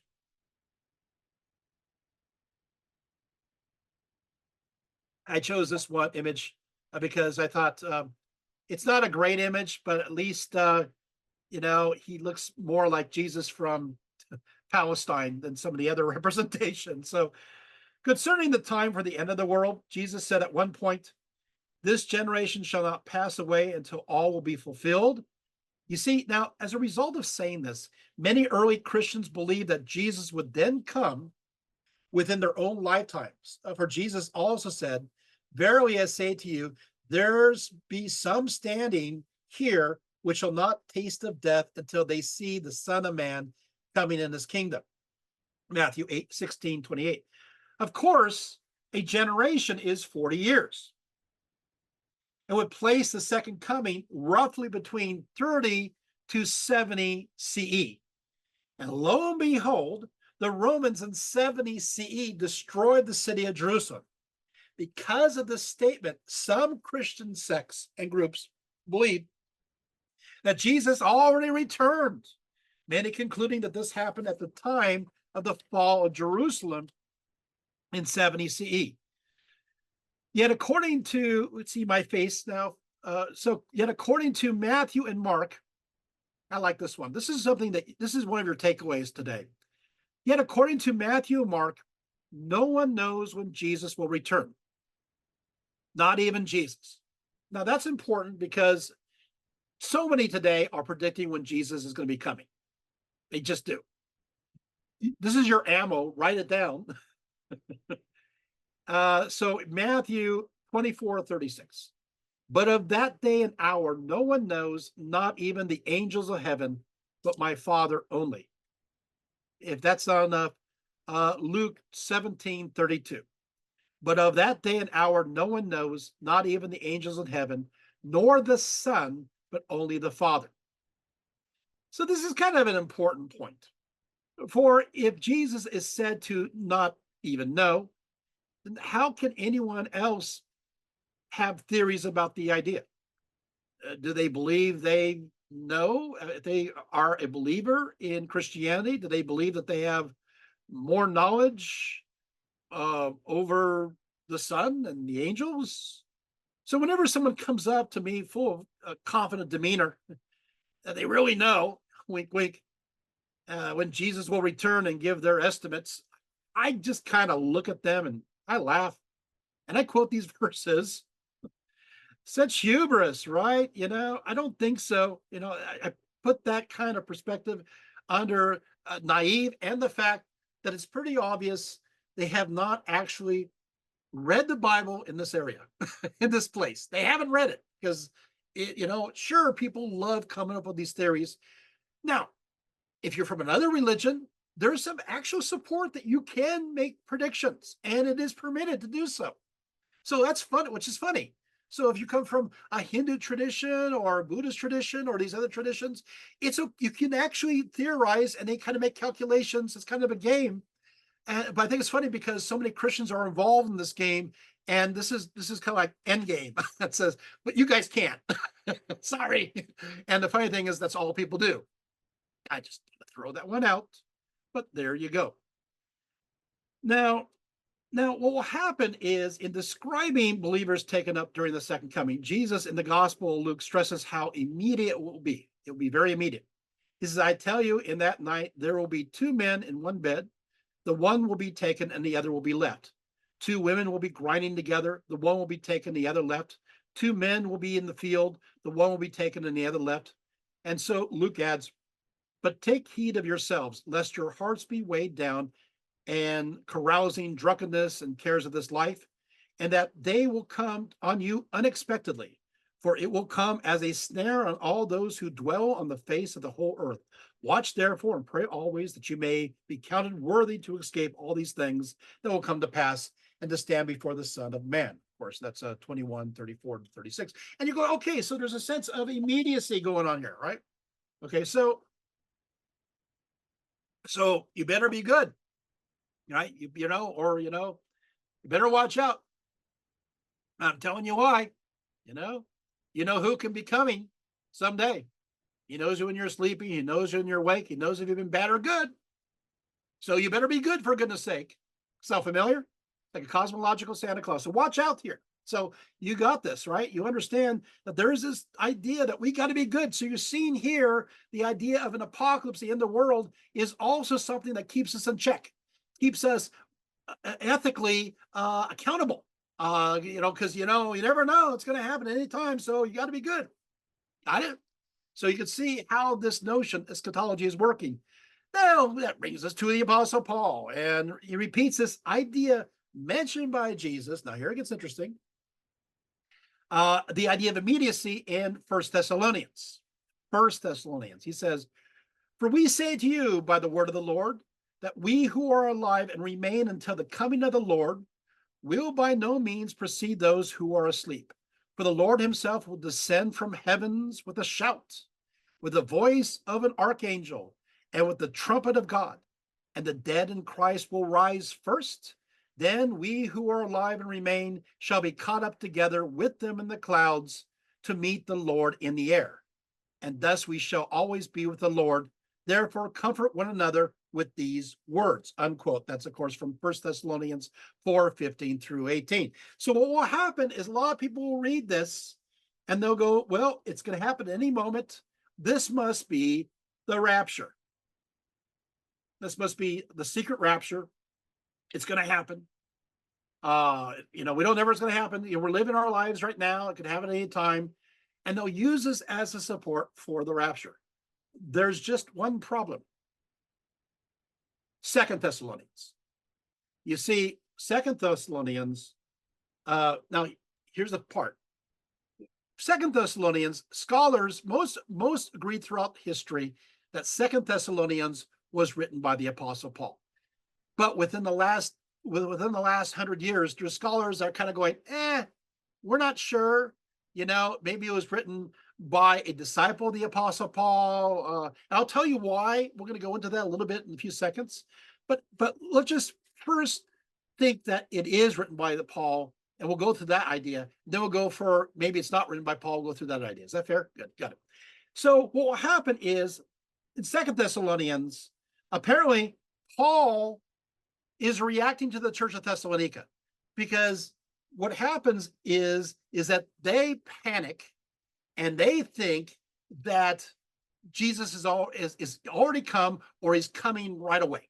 And they're all, and so they, which I think is kind of funny, they believe maybe a rapture idea, right? They believe that. And so what happens is then he writes Second Thessalonians and he says, "Now, brethren, concerning the coming of our Lord Jesus Christ and our gathering together to him, we ask you not to be soon shaken in mind or troubled, either by spirit or by word or by letter, as if from us, as though the day of Christ has come. Let no one deceive you by any means, for that day will not come unless the falling away comes first, and the man of sin is revealed, the son of perdition, who opposes and exalts himself above all that is called God or that is worshiped, so that he sits as God in the temple of God, showing himself that he is God. Do you not remember that when I was with you, I told you these things? And now you know what is restraining, that he will be revealed in his own time, for the mystery of lawlessness is already at work. Only he who now restrains will do so until he's taken out of the way. And then the lawless one will be revealed, whom the Lord will consume with the breath of his mouth and destroy with the brightness of his coming. The coming of the lawless one is according to the working of Satan, with all power, signs, and lying wonders, and with all unrighteous deception amongst those who perish, because they did not receive the love of the truth, that they might be saved. And for this reason, God will send them strong delusion, that they should believe the lie, that they all may be condemned, who did not believe the truth, but have pleasure in unrighteousness. So there you have it. It's pretty clear. You say, oh, no. No. The great tribulation has to happen first. And you got to have the revelation of the abomination of desolation, the man of perdition, which happens in the middle of the tribulation. If you take Daniel and words of Christ together. And so that happens in the middle. And so that means that, no, Christians, you got to go through the tribulation. Sorry, can't get out of it. There's no way out. But what happens is, here it is. Now, what will happen here is that those who think that the book of Second Thessalonians was written by somebody else or later, this will be the argument. The eschatology is different. First Thessalonians supports an eschatology of immediacy, and Second Thessalonians supports eschatology of not immediacy. that you have to wait a little while. You have to go through persecution and the perdition, and you have to get through the tribulation. So scholars will go, well, this is evidence of a shift, of a change in viewpoint, where the early Christian church believed in the immediacy of these ideas, that it's going to happen at any time. But they're looking around and Jesus is not returning, and there's no rapture kind of thing happening. And so they go, well, I thought it's supposed to be like a generation. What's going on here? And so what will happen is it'll be like, oh, by the way, you got to wait a while. Got it? So it's one of the two, and that's where they get this idea that, well, therefore, must have been written later on. Does that make sense? You guys got it? So, by the way, even Second Peter, while the end happens like a thief, it is referred to as the complete end of the world, where the author states, by the day of the Lord will come like a thief. The heavens will disappear with a roar. The elements will be destroyed by fire, and the earth and everything done in it will be laid bare, unquote. That's First Peter 3:10. You see, what happens is you get a lot of people will think, well, if Jesus comes like a thief in the night, it's very, you never know what's going to happen. That's true, but it doesn't mean that it's a sneaky thing. It just happens very quickly and unexpectedly. But it could still be as disastrous. It could still happen way later on, because that's what Peter supports, that idea. Whoa, we're covering a lot, but we are really going in depth. And what does that bring us to? Well, yeah, that does bring us to, I want to show you a few medieval images of the end of the world. So let's go there. I got so busy talking.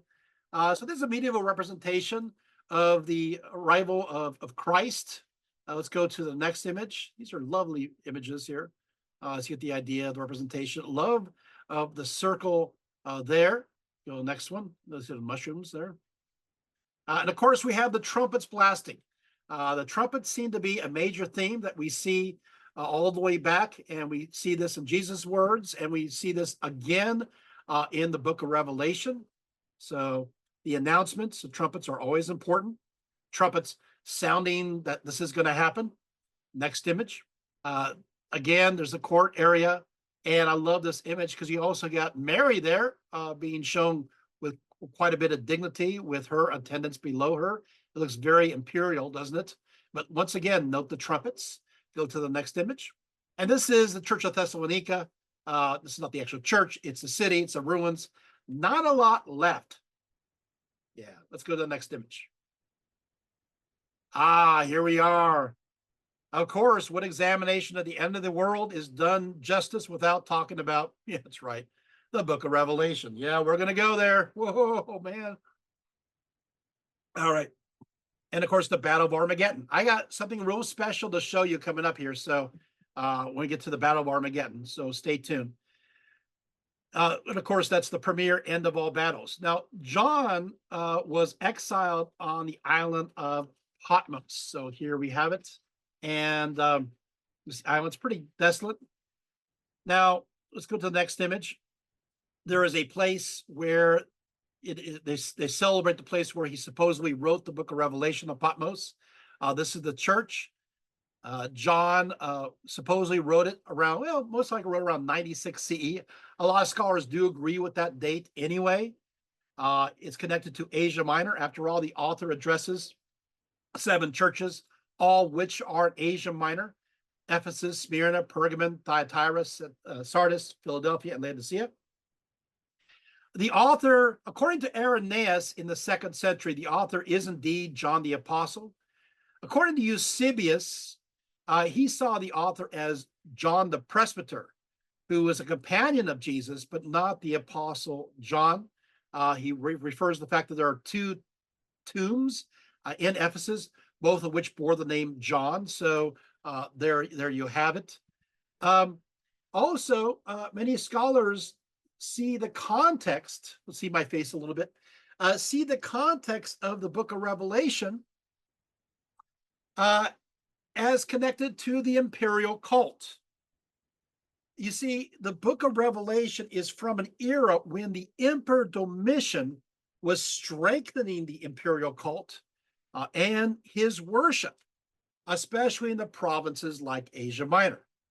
And so, looking at this, the context seems to support this. In fact, many Christians were facing pressure to assimilate within this status quo. So, here in the book of Revelation, not Revelations, but Revelation, you can always catch that in various TV shows and movies. They'll always say Revelations. It's not plural, it's just one apocalypse.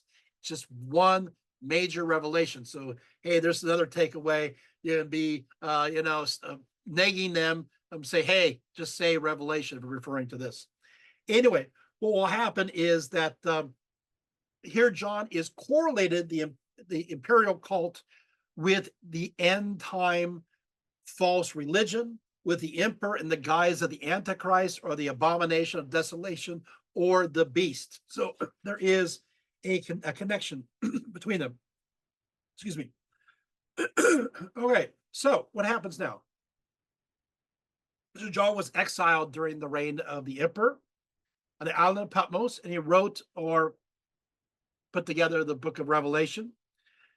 Accordingly, John was brought before the throne of God, where there are also present 24 chosen ones, along with 4 creatures that are covered with eyes, front and back, much like the description in the book of Ezekiel concerning the angels. One looks like a lion, the second an ox, the third a face of a man, and the last an eagle in flight. All of them are given glory to God. At the right hand of God is a scroll with 7 seals. Amongst them all, only the Lamb representing Christ is found worthy to break the 7 seals and open the scroll. For the first seal, the first creature with a face like a lion cries out, "Come forward." Let's go to the first image. Come forward. As a white horse with a rider holding a bow is given a crown, the rider of the white horse rode forth victorious, ready to conquer again. When the second seal is opened, the second creature with the face of an ox cries out as the rider of the red horse appears and is given a sword with the power to rob the world of peace. For the third seal, the third creature with the face of a man cries out as the rider of the black horse emerges with a pair of scales in hand and is interpreted as meaning the scarcity and expense of food. And of course, finally, the fourth seal is broken. The fourth creature with the face of an eagle cries out as the rider of the green horse arrives, who is death himself. So these are the 4 horsemen of the apocalypse, and they're given authority over 1/4 of the earth, a quarter, to kill humanity with sword, famine, and plague, along with the wild beasts of the earth. So the wild beasts of the earth are involved in this attack, maybe getting back for all our environmental actions, right? When the 5th seal is broken, let's go to the next image. The 5th seal is broken. The martyrs cry out for justice. These are Christian martyrs, but they are told to be patient a little longer until the quota of them is filled.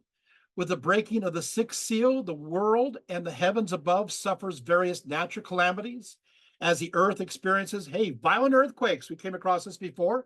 The sun turns black and the moon red. Oh, and the red, of course, that seems to correlate with Zoroastrianism, while the stars fall from the sky. Sound familiar? So you're seeing these themes and how they come together. Terrified, rich and poor alike, hide in the mountains and caves. We see this, of course, reference in Jesus. Those by the mountains cry out for them to fall on them and hide them.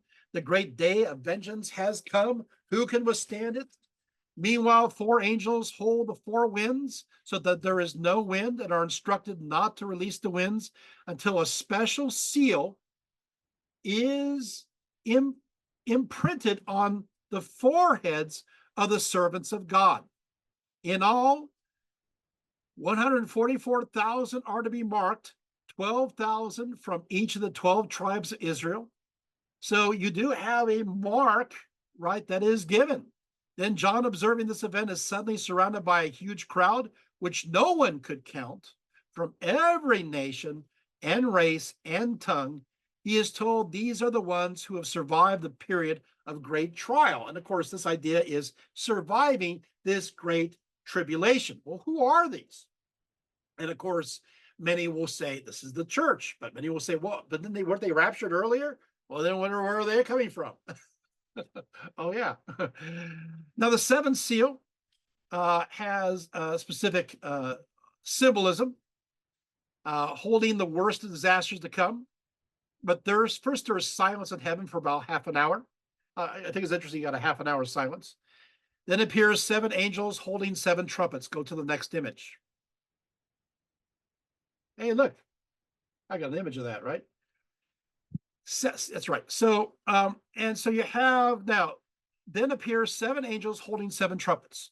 When the first trumpet sounds, hail and fire are mixed with blood as 1/3 of the land and plants are scorched.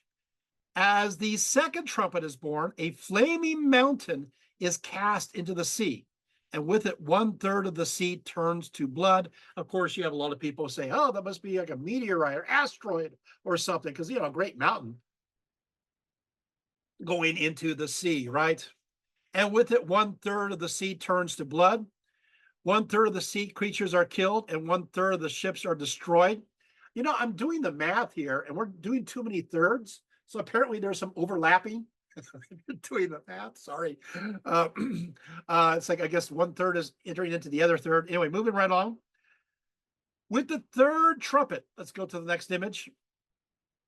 With the third trumpet, a huge burning star crashes down. At this moment, 1/3 of the rivers and springs are polluted. Many people die from drinking this bad water. The name of this burning star is Wormwood. Now, wormwood, wormwood, that's kind of interesting. What is wormwood? Well, wormwood is of Absinthe. This is of the plant of the genus Artemisia. And so what happened is that they would use the dark green oil of this wormwood, and it was used actually to kill intestinal worms. So basically, the star is poisoning the water. But I can't resist. Can I just add something else? This Artemisia sounds familiar. This poison. Well, yeah, but Artemisia, this Aspenthus is also connected to Artemisia absinthium. Absinthium. What is that? Absinthe. Absinthe. Oh, it's like, oh, maybe we want to drink those waters. It's like, okay, absinthe-filled waters. Well, no, obviously, not quite, but there you go. Okay, let's take the image down. Sorry. That's what happens. You do too much research. You get these connections here. So at the signal of the fourth trumpet, 1/3 of the sun, moon, and stars were hit hard, enough to be plunged into darkness. The day lost 1/3 of its light, as did the night. An eagle flying amid heaven cries out, woe to the earth. Once again, I have actually sat around and tried to put together all the 1/3s, and it just doesn't seem to work out. So this is, I guess, is hypothetical speaking, or like I said, there has to be overlaps because you've actually destroyed the world quite a few times over with all those 1/3s. With the fifth trumpet, a star falls from the sky to earth. It is given the key and opens the abyss. So now the abyss is open. As smoke pours out, locusts emerge as powerful as scorpions with their stings. Let's go to this next image. So the scorpions are coming out. They are commanded not to harm plants or any living things. Well, that's nice. Except those who do not have the seal of God and their forehead. So if you have the seal of God on your forehead, so basically, people always worry about, you need to have the mark of, you don't have the mark of the beast, excuse me. Well, it's interesting because you got to have the mark of God on your forehead. So there you have it. These locusts proceeded to torture those humans unprotected by the seal of God. For 5 months, those afflicted wished for death, but they did not find it. Now, the description of the locusts is interesting. It says, in appearance, locusts were like horses equipped for battle. On their heads, they wore something like gold crowns. Their faces were like men's faces, but they had hair like women's hair. Uh, their teeth were like the teeth of lions. Their chests like iron breastplates. Their wings make a sound like the roar of many chariots and horses charging into battle. They had tails with stingers like scorpions. In their tails was enough venom to harm men for 5 months.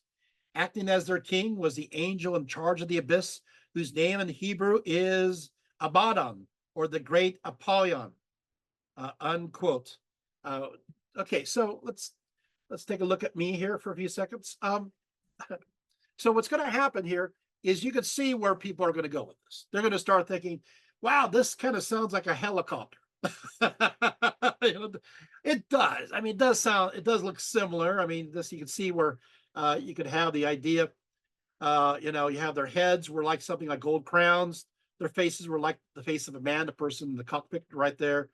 And then, of course, you have the idea of the hair, so it looks like it's a propeller going around, and they're making, of course, iron breastplates, metal, metallic, and of course they had tails with stingers like scorpions. So it does look like a helicopter. I'm not saying I don't think it's a helicopter. In fact, I don't necessarily believe any of this. But the point is that you could see where people are going to read in this. They'll say, these are helicopters because of the similarity. But doesn't mean they are helicopters at all. With the sound of the sixth trumpet, the first woe is past, but two more to come. A great voice says, release the four angels who are tied up on the bank of the great river Euphrates. As the angels are released, it is precisely the hour, day, month, year for which they have been prepared to kill. Guess how much? How much? What's the percentage of humanity is going to be killed here? Can you guess? Yeah, you got it. A third of humanity. Okay. I'm not laughing because it's funny. I'm laughing because there's a lot of thirds going on here. Their cavalry troops numbered 200 million. Descriptions of horses and riders. The breastplates they wore were like fiery red, deep in blue, and it goes on. When the seventh trumpet sounds, John is told God's plan will be accomplished in full. John is then told to take the scroll. Let's go to this next image. He's told to take the scroll and to eat it. That's right. It tastes sweet in the mouth, but sour to the stomach. Of course, you're going to see the same thing when it comes to the prophets in the Hebrew Bible. A lot of times you're going to have the point where they eat the scroll, and it is, of course, bitter. Sorry, it is sweet to the mouth, but bitter to the stomach. And so you're going to see this oftentimes represented. Let's go to the next image. Next, John is to measure God's court, and so the court is measured. Then there's two witnesses to prophesy for those 1,260 days were dressed in sackcloth. Fire comes out of the mouth of the two witnesses to anyone who tries to harm them. They have the power to close up the sky and not allow any rain to fall down during that time. Also, two witnesses can turn water into blood and afflict earth with any kind of plague. When they are finished, a wild beast arises from the abyss and wages war against them, and they appear to be killed, with their corpses lying in the street of the city where their Lord was crucified for 3 days, which, of course, this refers to Jesus and means that this was the city of Jerusalem. People all over the world celebrate their defeat and will stare at their corpses for 3 days, refusing their proper burial. But after 3.5 days, the two witnesses suddenly rise from the dead, terrifying all those who witness it. And God lifts them up into the heavens in a cloud. Following the bodily resurrection of the two witnesses, a violent earthquake suddenly shakes the world, where 1/10, we got a different number here, 1/10 of the city is destroyed, with 7,000 people killed. In shock, the people of the city, meaning Jerusalem, repent. And so the second woe is past, the third is to come. Now it gets interesting. Let's go to the next image. And it gets confusing. We'll take a little time on this one. Now, last, With the seventh trumpet, loud voices call out that the kingdom of the world now belongs to the Lord. When God opens the temple in heaven, the Ark of the Covenant is revealed. So already we're going to have Indiana Jones fans. It's like, oh, out of nowhere, we have this connection that the Ark of the Covenant will be discovered, and this happens at the end. It will suddenly be there. So that's where it's been hidden all this whole time, right?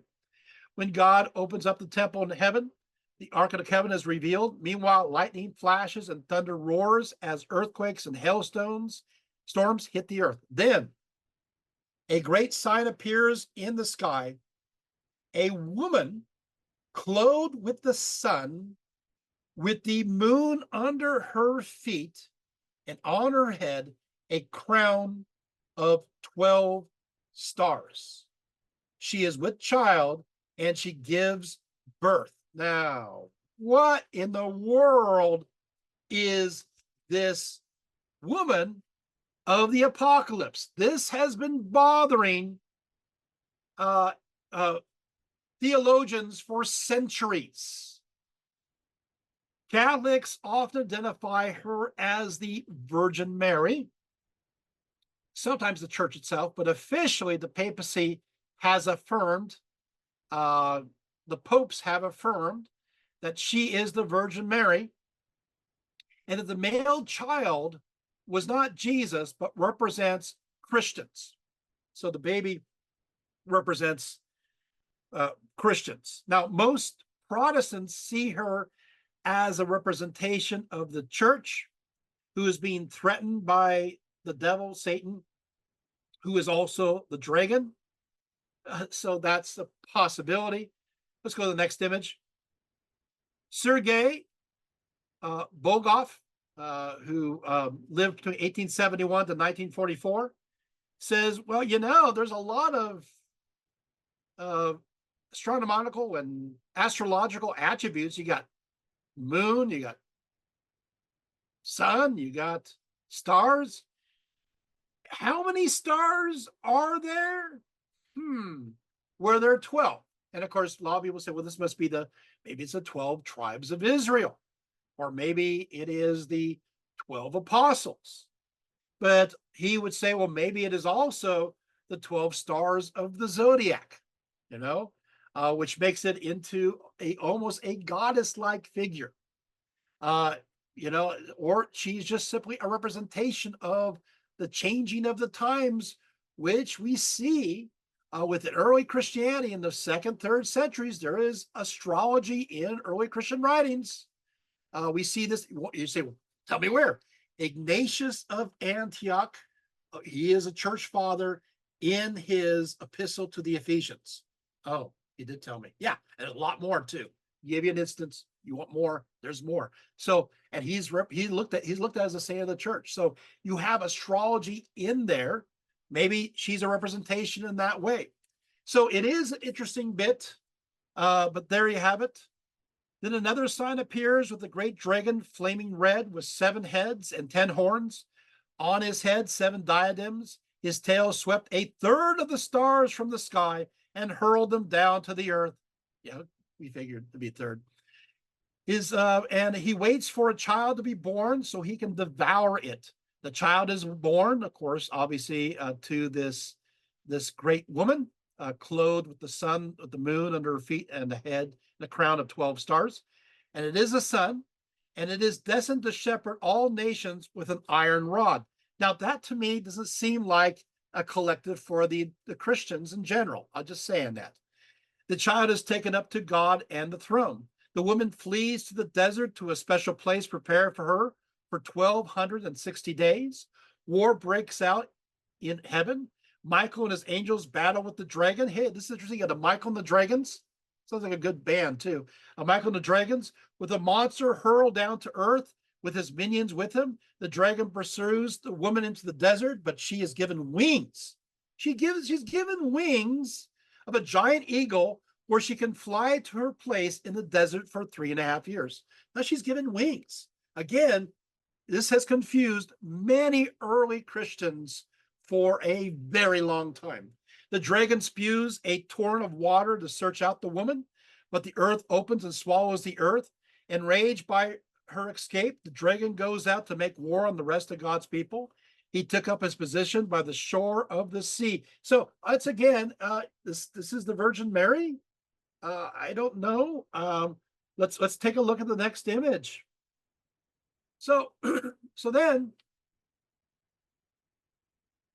a beast now comes out of the sea with 10 horns and 7 heads, containing diadems and blasphemous names. The beast is like a leopard, but has paws like a bear and a mouth like a lion. It is given power, the throne, and authority by the dragon. One head was mortally wounded and healed. In wonderment, the whole world followed after the beast. Okay. People worshiped the beast and the dragon. Their authority was to last only 42 months and possessed authority over all peoples and nations and races. All those who did not have their names in the book of life worship the beast and the dragon. It says, let him who has ears heed these words. If one is destined for captivity, into captivity he goes. If one is destined to be slain by the sword he will be slain. Such is the faithful endurance that distinguishes God's holy people. And so you have this beast that is out of the sea. Now, of course, the beast out of the sea, this is understood as the Antichrist. And the imagery, of course, you see directly connects with Daniel chapter 7, with all the beasts we talked about earlier. See the connections here? And also, it is connected to the abomination of desolation. But then a second beast comes out of the earth, and this creature uses the authority of the first beast to promote its interest by making the world worship the first beast whose mortal wound had been healed. Performing great miracles, the second beast leads astray Earth's inhabitants by telling them to make an idol of the first beast. Life is given to the image of the beast, like a robot, and the power of speech and the ability to put to death anyone who refuses to worship. So you have some kind of image that comes to life and does whatever the beast wants to do, but it is an image. It's a copy of the original beast. The beast forces all men, rich and poor, to accept a stamped image on the right hand or forehead. No one is allowed to buy or sell anything unless first marked with the name of the beast or the number that stood for its name. So once again, the beast of the earth, this is the prophet and is inferior to the first beast. Hence, the beast of the sea is identified as the Roman emperor by many scholars, while the beast of the earth is identified as the Roman imperial cult, perhaps the proconsul of Asia, or maybe the high priest of Asia. Now we get to another interesting part. I guess we'll see me for a few moments. And that is a certain wisdom is needed here. With a little ingenuity, anyone can calculate the number of the beast, for it is a number that stands for a certain man. The man's number is 666. So we got 666. Now, I do have to say that we have 666. However, a lot of the manuscripts don't have 666. There are variants within both Greek and Arabic copies. The Codex Ephraemi Receptus, also Papyrus 115 from Oxyrhynchus, has the mark of the beast as not 666, but 616. That sounds like an area code, right? But if we do use 666, you can, in Aramaic, make it add up using Hebrew numerology, especially the gematria. You can make it add up to the name Nero. So it can add up to the 666. Now, does this mean this was written during the time of Nero? No. Some scholars say it was, but a lot of scholars say no. And the fact is that even though Nero early persecuted Christians, Domitian did it big time and more full scale, and he was looked at as a second Nero, So there you have it. Okay, so now the Lamb appears with the 144,000. Hey, you're never going to get this, right? You're never going to hear all this all together, right? So much. The warn against accepting the mark of the beast. Then the Son of Man appears with the sickle. Let's go to the next image. So we got the beast there, old image, next image. And here you got, yeah, you have the sickle. Yeah. So the Son of Man appears with the sickle and harvests the earth. He harvests the grapes of God's wrath. It is the grapes of wrath. They are taken to a wine press outside the city. So much blood pours out that for 200 miles, it is as deep as a horse's bridle. I'm a horse. That's pretty bloody. I don't know, isn't it? So now we have the seven angels holding the final plagues. Let's see my face again. That would bring about God's wrath to a climax. Given seven bowls containing God's wrath, the angels are told to go pour out the bowls of God's wrath on the earth. The first bowl brings boils upon men who accept the mark of the beast. The second bowl turns the sea to blood like a corpse, and so all the sea creatures die. Of course, we thought that happened earlier because that's 1/3. Now it's all of them. The third bowl transforms rivers and springs into blood. Got lots of blood here. The fourth bowl burns men with fire, but they still refuse to repent. The fifth bowl plunges the earth into darkness. The sixth bowl pours out onto the great Euphrates River so that its water was dried up to prepare the way for the kings of the east. Then there are unclean spirits come from the mouth of the dragon, the beast, and the false prophet, and perform miracles as they assemble the kings of the earth for battle. Be on your guard, he says. I come like a thief. Happy is the man who stays wide awake and prepared. The devils assemble the kings in a place called Armageddon. Here we go. Here we go. So we're getting to Armageddon. So let's take a look at the next image.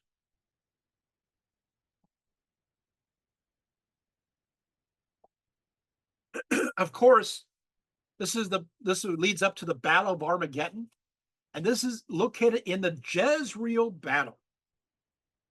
The valley's geography always made it the perfect place to fight in the past.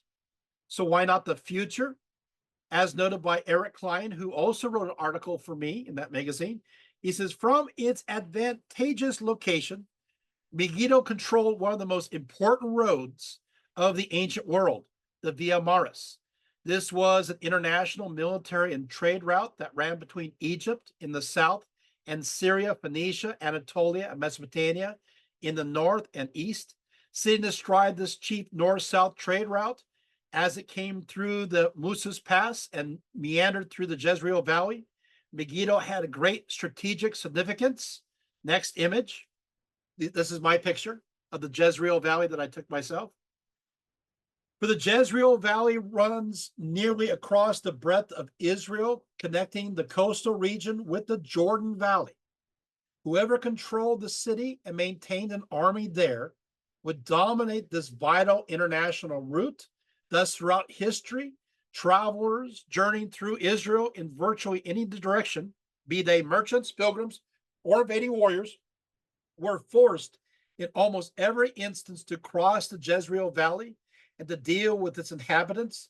It is no wonder that nearly every invading force from 2350 BCE to all the way to this century, almost this century, has fought a battle in the Jezreel Valley, actually last century. It is no surprise then to learn that the area surrounding the ancient site of Megiddo, let's go to the next image, again, my picture, in the Jezreel Valley has already seen more fighting and bloodshed over an extended period of time than virtually any other spot on the entire earth. During the past 4,000 years, at least 34 bloody conflicts have been fought at the ancient site of Megiddo and the adjacent areas of the Jezreel Valley. Let's go to the next image. Egyptians, Canaanites, Israelites, Midianites, Amalekites, Philistines, Hasmoneans, Greeks, Romans, Byzantines, Muslims, Crusaders, Mamluks, Mongols, Palestinians, French, Ottomans, British, Australians, Germans, Arabs, and Israeli have all fought and died in this location where the Valley of Armageddon is. Let's go to the next image. The names of the warring generals and leaders who have fought in the small valley reverberate throughout history. They include Thutmose III. Yes, Australians were there. Thutmose III, Deborah and Barak, Sisera, Gideon, Saul, Jonathan, Shishak, Jehu, Jerum, Jezreel, Josiah, Antiochus, Ptolemy, Vespasian, Saladin, Napoleon, and Allenby, to name but a few of the most famous. It was therefore a logical conclusion, next image, for the author of the book of Revelation in the New Testament to believe that the penultimate battle between good and evil would also take place in Megiddo. Why not? All the other battles happened there. So you're going to have this gathering together for this particular place. Let's see me for a second. So, yeah. So, of course, I've been to Megiddo, as you saw, and I have some pottery from Megiddo. Of course, you won't be able to see it very well, but I just want to show is that this right here, this piece of pottery is from 800 BCE. It's labeled by the archaeologist, Dr. George Jacobakis. But can you imagine what this piece has seen? Yet there are also battles going here all the way back to when this was forged. And this, of course, is from 1800 BCE, this particular piece.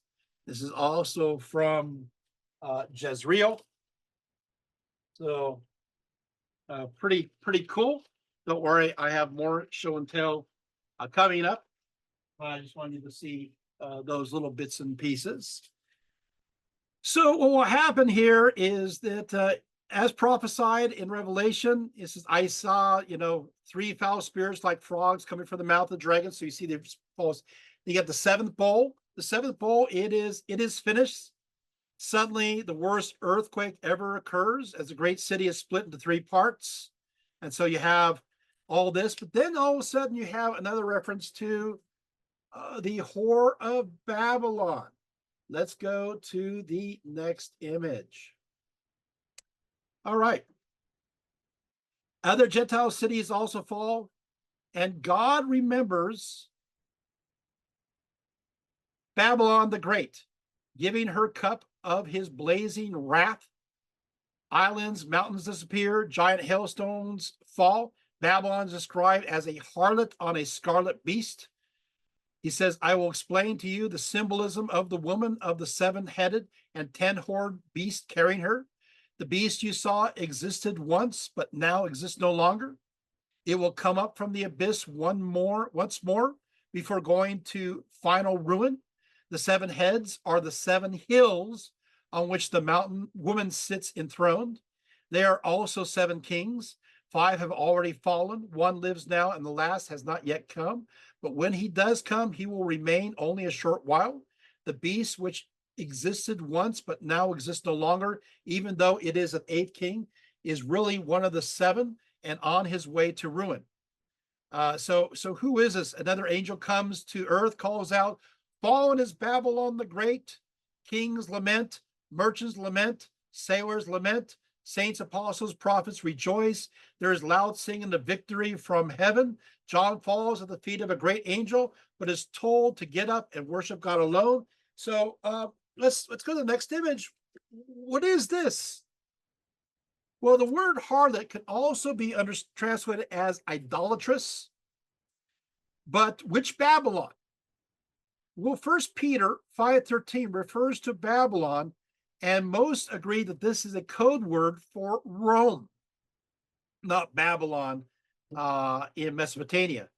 It could also be a cipher for the Roman Empire in general. Also,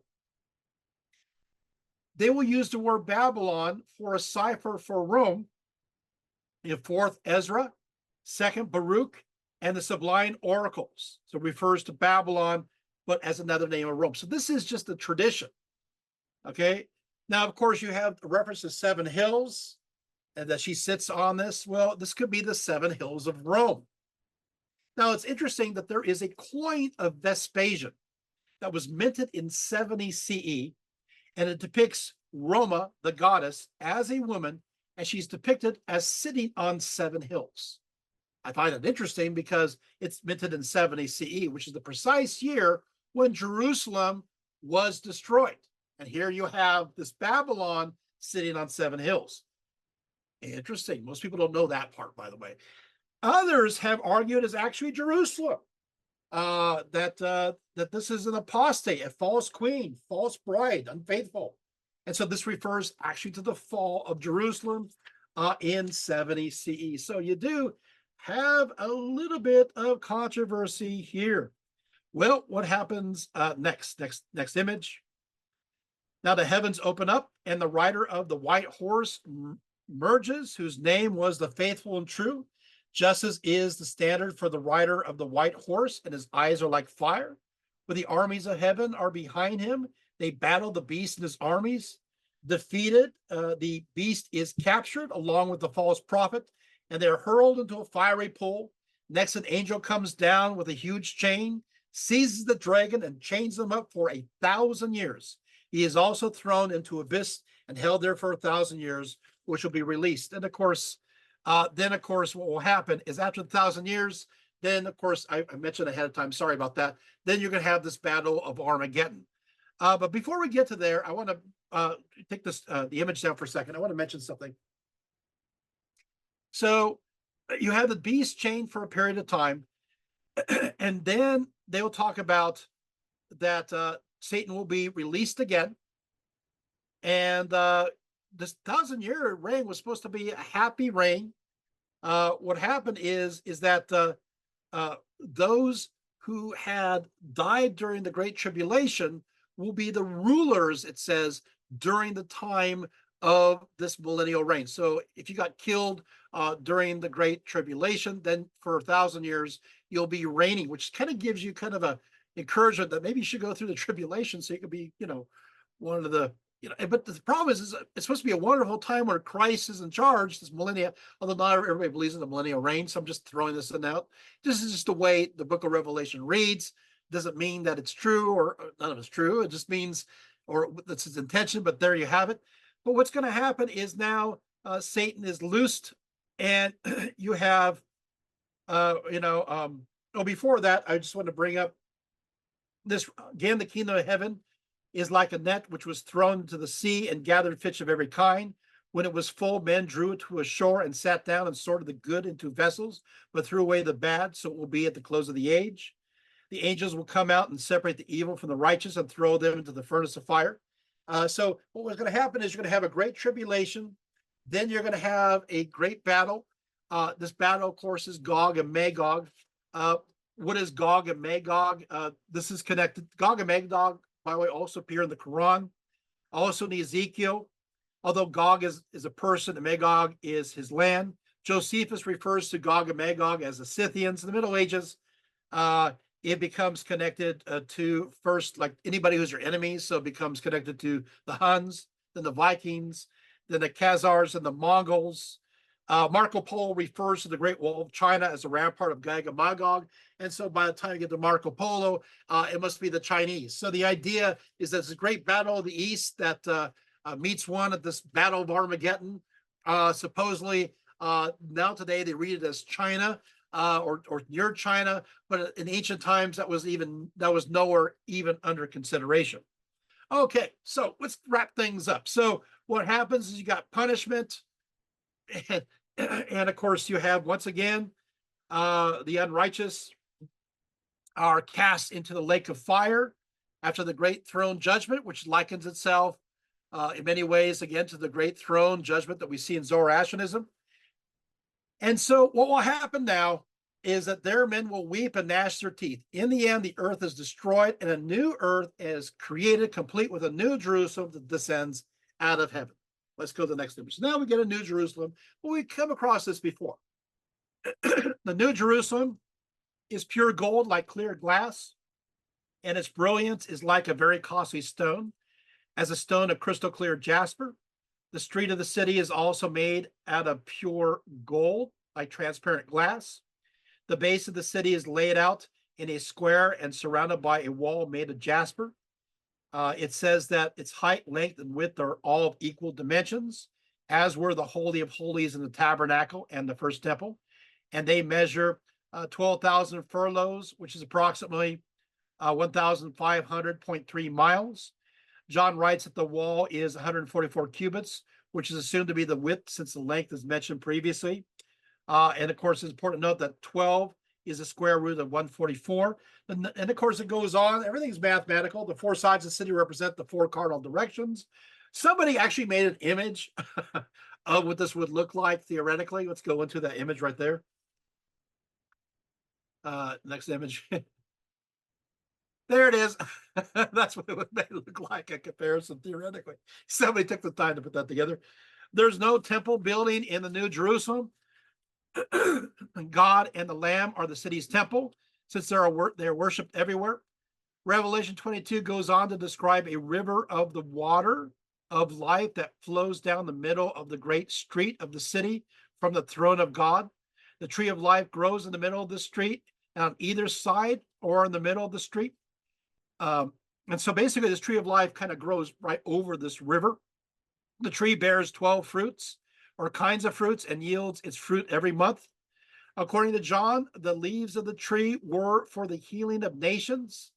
This inclusion of the tree of life in the New Jerusalem harkens back to the Garden of Eden, by the way.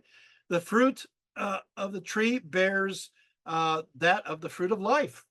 John states that the New Jerusalem will be free of sin. The servants of God will have a theosis, and his name will be on their foreheads. Night will no longer fall. The inhabitants of the city will need no lamp nor light of the sun, for the Lord God gives them light. And by the way, there'll be no more sea.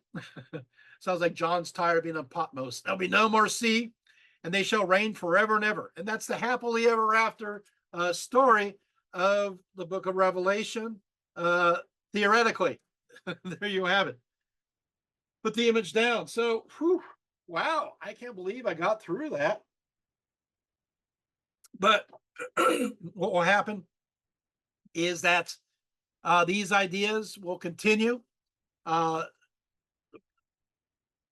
course, the site of the New Jerusalem will be at the site of the old Jerusalem that was destroyed. It will descend down out of heaven, or supposedly, although it's supposed to be a new earth, so it gets confusing. But what happens is the early church believed that the New Jerusalem will land in the area where the old Jerusalem used to be before it was destroyed. There's that belief.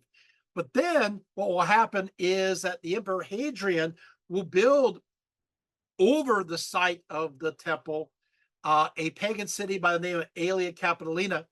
And so as a result of that, there'll be a group known as the Montanists say that the New Jerusalem will not land where the old Jerusalem used to be, but will land at a small little town called Papusa in Phrygia. It will land there. And later on, of course, when you have the building, the creation of Constantinople, what will happen is that you'll have the Eastern Roman emperors, or Byzantium, will view that is the New Jerusalem, with Hagia Sophia as the Temple of Solomon, and the David's Temple, of course, is the Imperial Palace. And they'll even build their own Golden Gate, and they'll fill it with all these relics of martyrs from Israel. And so they'll declare that as the New Jerusalem. And so when the end times comes, this will be the New Jerusalem. So everybody wants that New Jerusalem. But let's move on to Islam. Islam, much like Jews and Christians, Muslims believe in the Day of Judgment. But before that day, a few events must occur, for there will rise once again, a false Messiah, an Antichrist known as Maz ad-Dajjal, will rise up and deceive many. Imam Ali in the Hadith states that this ad-Dajjal's right eye will be punctured, and his left eye will be raised to his forehead, and he will be sparkling like a star. Only the believers will be able to read the word kafir, or disbeliever, inscribed in bold letters on his forehead. So in this case, this guy is very charismatic. Everybody, except for those with discernment, are able to think that this is a great guy. According to Sunni, Jesus, known as Isa, will come again. He will descend from heaven upon Mount Afik, and then he will arrive at the white eastern minaret of Damascus. They say that his cheeks will be flat and his hair straight. When he lowers his head, it will seem as if water is flowing from his hair. When he raises his head, it will appear as though his hair is beaded with silvery pearls. Then Jesus will prepare to do battle against Mazat al-Dajjal and his army of the unrighteous. The breath of Jesus will move ahead of him, destroying all those it falls upon, and al-Dajjal will begin to melt as he approaches, but not until Jesus plunges the sword into his chest. After that, Jesus will unite all under the banner of Islam. Uh, in fact, the forces will converge and Christians and Jews will join them. And then, of course, what will happen is that he'll cross over into Jerusalem and he will be there for 7 years. Eventually, there will be another time when Allah will be rejected. So there'll be a time of peace, just like the millennial reign for Christians, and a sign that the final destruction of this world will sure to come. So there's a parallel here. At a certain point, the Quran asserts, the trumpets shall be blown, sound familiar, and lo, they shall speed out their sepulchres to their Lord. So you're going to have a resurrection. Following the resurrection, the great day of judgment will occur to decide who will live eternally in heaven and who will be damned to hell. During this judgment, all works are weighed according to the scales of justice. If the scale tips toward more bad works, the person will be thrown into the flames of hell, as the Quran declares, and thou shalt see the wicked on that day linked together in chains, their garments of pitch, and fire shall enwrap their faces, that God may reward every soul as it deserveth. But if these very same scales rise in favor of good works, the individual judge will enter into paradise, as it says, on couches with linings of brocade shall they recline, and therein shall be the damsels with retiring glances, whom no man nor the jinn hath touched before them. Like jacinth and pearls shall the reward of good be good. And besides these shall be 2 other gardens with gushing fountains in each fruits, and the palm and the pomegranate, and each the fay, the beauteous ones, with large dark eyeballs kept close in their pavilions, whom man hath never touched, nor the jinn. Their spouses on soft cushions and on carpets, beautiful carpets shall recline, blessed by the name of the Lord, full of majesty and glory. That's Surah 55:56. Now, of course, one of the most sacred and controversial sites in the world is undoubtedly the Temple Mount.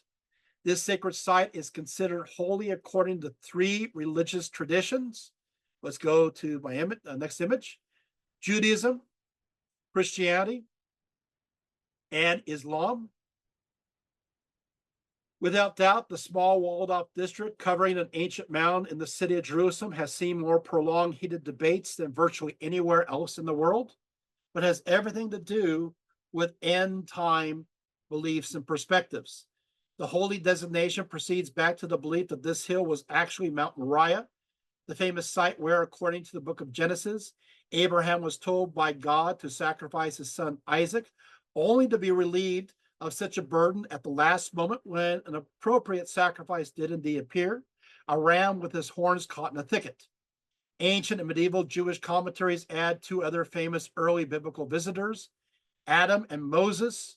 As for Adam, the Midrash states that following Adam's expulsion from the Garden of Eden, he lived on Mount Moriah because the gate of the Garden of Eden was close to Moriah. From that place, God took him, and to that place he brought him back. As mentioned, Noah too arrived at Mount Moriah according to Jewish tradition. In Noah's case, he came upon the hill after leaving the ark with his sons in order to build an altar to God.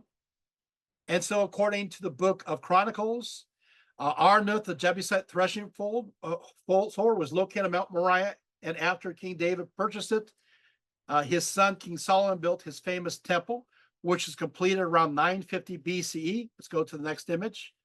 The word Moriah means ordained or considered by God, and so it seems to apply to the destiny of this famous hill. Now, the site of the Jewish temple, Mount Moriah, rests upon what is called the foundation stone. This is my picture of Jerusalem that I took. This is considered sacred by both Jews and Muslims. Go to the next image. According to Jewish belief, the foundation stone was mystically located at the very center of the universe, of both heaven and earth, and was a place of reverence to the point where many Jews, even today, pray towards this stone in a directional sense. So it's very important. Let's go to the next image. According to some Jewish legends, the divine name of Jehovah was actually inscribed on the foundation stone itself. Next image. This is underneath the foundation stone. The Talmud, and the foundation stone was not only the site where Abraham almost sacrificed his son Isaac, but also where the spot where God gathered the earth that would be formed into Adam, the first man to walk on the earth, as well as the place where Adam and his son Cain and Abel made their sacrifice. So there it is. Next image. According to the Kabbalist Zohar, the world was not created until God took a stone called Ibn Hasetel and threw it into the depths, where it was fixed from above till below, and from it the world expanded. It is the center point of the world, and on this spot stood the Holy of Holies. Also, the Zohar states that the foundation stone was surrounded by angels.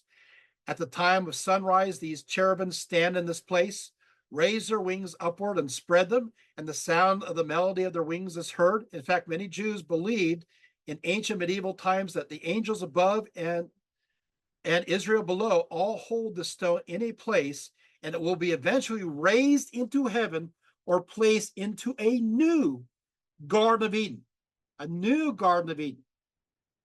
So, and of course, this is obviously the likely site of the Holy of Holies too. So now we have a little eschatology. Next image. Now, according to Muslims, the foundation stone is connected to the Prophet Muhammad. This is my photo. Here, Muhammad was believed to have stepped upon this very foundation stone when he arose to heaven upon a horse, receiving special guidance from God in the third heaven. This is often referred to as his night flight or night travel.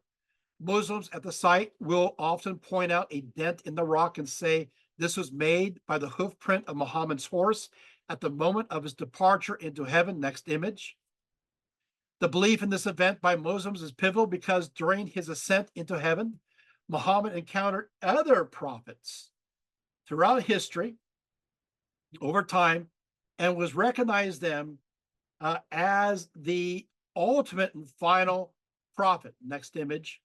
According to Muslims, this is the moment when he receives the witness by all previous prophets as the final seal, right?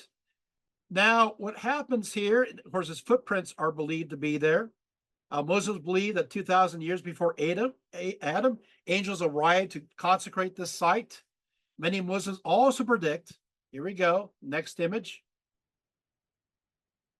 also predict that this foundation will become one with the black stone of Mecca. It says, Majur al-Din declares, the rock of the temple is of the stones of the Garden of Eden. At Resurrection Day, the Kaaba stone, which is in holy Mecca, will go to the foundation stone that is in holy Jerusalem, bringing with it the inhabitants of Mecca, and it shall become joined to the foundation stone. When the foundation stone shall see the Kaaba stone approaching, it shall cry out, peace be to the great guest, unquote. In fact, it will be from this foundation stone where the angel Israfel will sound the horn on Resurrection Day. Majur al-Din and many other Muslims throughout the Middle Ages also believed that the foundation stone was supported below by the top of a palm tree growing along one of the rivers of the Garden of Eden. Here, according to legend, Miriam, the wife of Moses, sits with Pharaoh's wife, and together they weave clothes for those who are to live in this paradisal garden after the day of resurrection. Now, of course, what's interesting here, let's go to the next image, is that we have the Golden Gate. Now, of course, what will happen is that, I will say briefly in this way, is that yes, you have the first temple, which is destroyed by the Neo-Babylonians, and but you'll have then built a second temple that was built during the Persians. It will be destroyed by the Romans in 70 CE. But you have in eschatology a reference of importance to its gate known as the Eastern Gate. The Eastern Gate. Now, also, I want to mention that there was no temple there during the time after destruction of Jerusalem in 70 CE until we get to the arrival of the Muslims. And the Muslims, what they do is they build the Dome of the Rock, that dome we just saw, that beautiful yellow dome. They build that in 692, and that now occupies the exact spot of the foundation stone. It hovers over, as you saw. It is also, many believe, over the site of where the Holy of Holies happens to be located. And so the problem is that as you realize going through this talk, you realize that according to the words of Jesus and according to the book of Revelation, you need to have a temple that is there still standing for the abomination of desolation to desecrate it if you believe in this end time prophecy. The problem is there is no temple there. It is occupied, of course, by the shrine dedicated to the ascent of Muhammad, which is the Dome of the Rock and the foundation stone, and of course the Al-Aqsa Mosque. And so what will happen is some Jews and Christians who are literalists will say, well, therefore end times can only happen if the Dome of the Rock, which is the third most holy site of Islam, is replaced by the Jewish temple, a third Jewish temple, so that Jewish prophecy and Christian prophecy can be fulfilled. Because you have to have a temple for those words to take place. However, many other Christians will say these meanings of these words were symbolic. They're not necessarily literal. And so you have Christians who also, and Jews who look at it that way. So there's a conflict there, but you can see where this could be a problem because the Temple Mount is considered the first most holy site of Judaism. And when Jerusalem was destroyed in 70 CE, there remained, they decided to leave an outer wall, the Herodian wall, and that's known as the Wailing Wall or the Western Wall today, which is the outer wall of the Jewish temple. And that's the most holy site of Judaism today. But you also have the the third most holy site of Islam, where the foundation stone, where Muhammad was declared as the final prophet, right next to it, right? So that's interesting. And why it's the third? Because it's after Mecca and Medina. So what's going to happen is that you can't remove the Dome of the Rock. If you do so, you're upsetting many Muslims because this is a holy site to them. So there's got to be some way for Jews, Christians, and Muslims to share the site equally, because in Muslim theology and beliefs, you need to have an occupation by Muslims at this site. Ooh, what a complicated story this just became. So the Temple Mount has everything to do with end times. And it's interesting because many groups, like the terrorist group ISIL, had apocalyptic ideas, and their goal was to try to take and secure Jerusalem for just this reason, to have the end times occur in a secure way, interestingly enough. Now, the reason why there you saw many many tombs in front of of Jerusalem Gate and the Dome of the Rock is because these are Muslims are buried there waiting the day of resurrection, because they're waiting for Isa or Jesus to arrive so they can rise up again. So lots of information coming at you at once. But what about the Golden Gate? So the Golden Gate is important. And what happens here is that basically this Golden Gate is predicted. How do I say this? The Eastern Gate, or the Golden Gate, and this is my picture, is situated along the eastern wall that once straddled the Jewish temple, but is now located alongside the Muslim Dome of the Rock. Let's go to the next image. Well, often called the Eastern Gate and known as the Beautiful Gate in ancient times. This sacred entrance was also called the Gate of Mercy by Jews, and the Golden Gate by Christians, and the Gate of Eternal Life by Muslims. So it's holy to all three belief systems. Go to the next image. A long established Jewish tradition has it that the Shekinah, or divine presence of God, once appeared through the gate.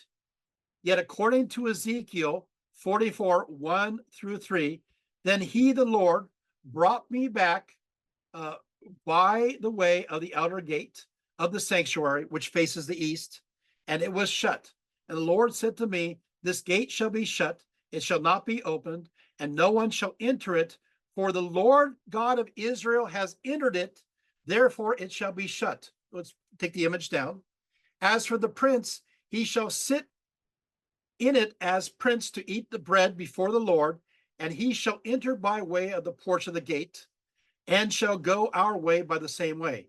Hence, according to Jewish belief, the Shekinah, or the holy presence of God, will appear again at the arrival of the Messiah. Furthermore, the Messiah, who was viewed as the prince, was supposed to enter through this gate personally as well. This is Jewish belief. Now, according to Christian belief, Jesus entered through the Easter gate on Palm Sunday, and so was fulfilling part of this believed messianic destiny and fulfillment of Jewish scripture and tradition, which will now become Christian tradition as well. Also, this and other prophecies refer to this event happening at the end of the age. And so many Christians believe that with the return of Jesus as the Messiah, he will enter the very eastern gate as predicted for the Jewish Messiah, being one and the same from their viewpoint. So there you have that. Now, so it's a very holy gate. Now, I'll say a few things. So it's considered so holy. So for the thing is, the reality is, but the gate seems to the present date dates from the Byzantine going into the time of the to the time of the Crusades and Saladin, and to the Ottoman period. So the gate is a composite gate. So what about the original gate? The original gate from the time of Jesus, is it still there? Now, I can say absolutely that I have seen this gate, as well as Dr. George Giacomakis. It still exists. It's a little bit under. There's like a stairway area of it. So that's pretty cool. And Dr. Giacomakis worked for worked at the Holy Land Institute for many years. He received a gift, and so this I'm allowed to have this gift from Israel, and then he gave it to my dad to give to me, and this is a piece of the Golden Gate from the time of Jesus. There's a piece of it right there. So you can imagine this would be considered important to Jewish tradition, to Christian tradition, as well as to Muslim tradition. One of the other things I want to bring up is I mentioned that this gate became important in later magic. It is said that this is the gate where Mary's parents, Joachim and Anna, first met one another. I happen to have on me a magical text about the Golden Gate from the 1700s for the magical purposes connected to both the parents here of Mary, Joachim, and Anna. And here it is. You're like, wow, okay. And you can see it right here. It is an actual talisman. It's really long, and I could unroll the whole thing. And the idea is that you put this on yourself, and through sympathetic magic, you can become pregnant. It is official. In fact, I'm reading right here. It is official. It has a stamp of the papacy there of it. So there you have it. I know, but of course I can't show it to you right now. I mean, I can show you, but it's kind of blurry, but you get the idea. So what will happen is this Golden Gate was considered also a magical gate. And so all kinds of Jewish and Christian and even Muslim magic was tied to this gate that connects to the end of the world, because the idea is the Messiah, whether it be the Jewish Messiah, whether it be the Christian Messiah, or whether it be the Muslim Messiah, will enter into Jerusalem and go to the region where that temple area was, or where the rock of foundation is. No matter what, they still all have to cross through that gate. And of course, that makes that gate absolutely sacred. So we're learning a lot here, probably too much, but I think it's good. It's maddening, right? Of all the stuff. Okay, so so you get the idea why today politically there are many people invested in Israel, and a lot of it is this agenda to reestablish the third temple amongst many groups, especially evangelicals, but also other groups, especially certain groups, certain conservative groups who are Jewish groups, want to return and have this third temple in order for the end days to arrive. But in some cases, it will be Elijah. Now, a lot of Jews absolutely don't believe this at all. However, a lot of Jews do. And I've skipped it. I actually have 4 pages of Jews who do believe it. But I'm not going to make you go through it because I'm nice. But let's just say I have enough evidence if you want time talk afterwards. Okay. But yeah, it's quite a bit. And a lot of them come from, I'll just give you a little bit more because I know you're interested now. A lot of them come from Orthodox Judaism and Hasidic Jews. So from their traditions, and we see this deeply ingrained in their medieval stories and traditions connected to miracles that occur next to this gate and so forth and so on. Okay, next image. What will happen is that the Jewish temple will be destroyed in 70 CE.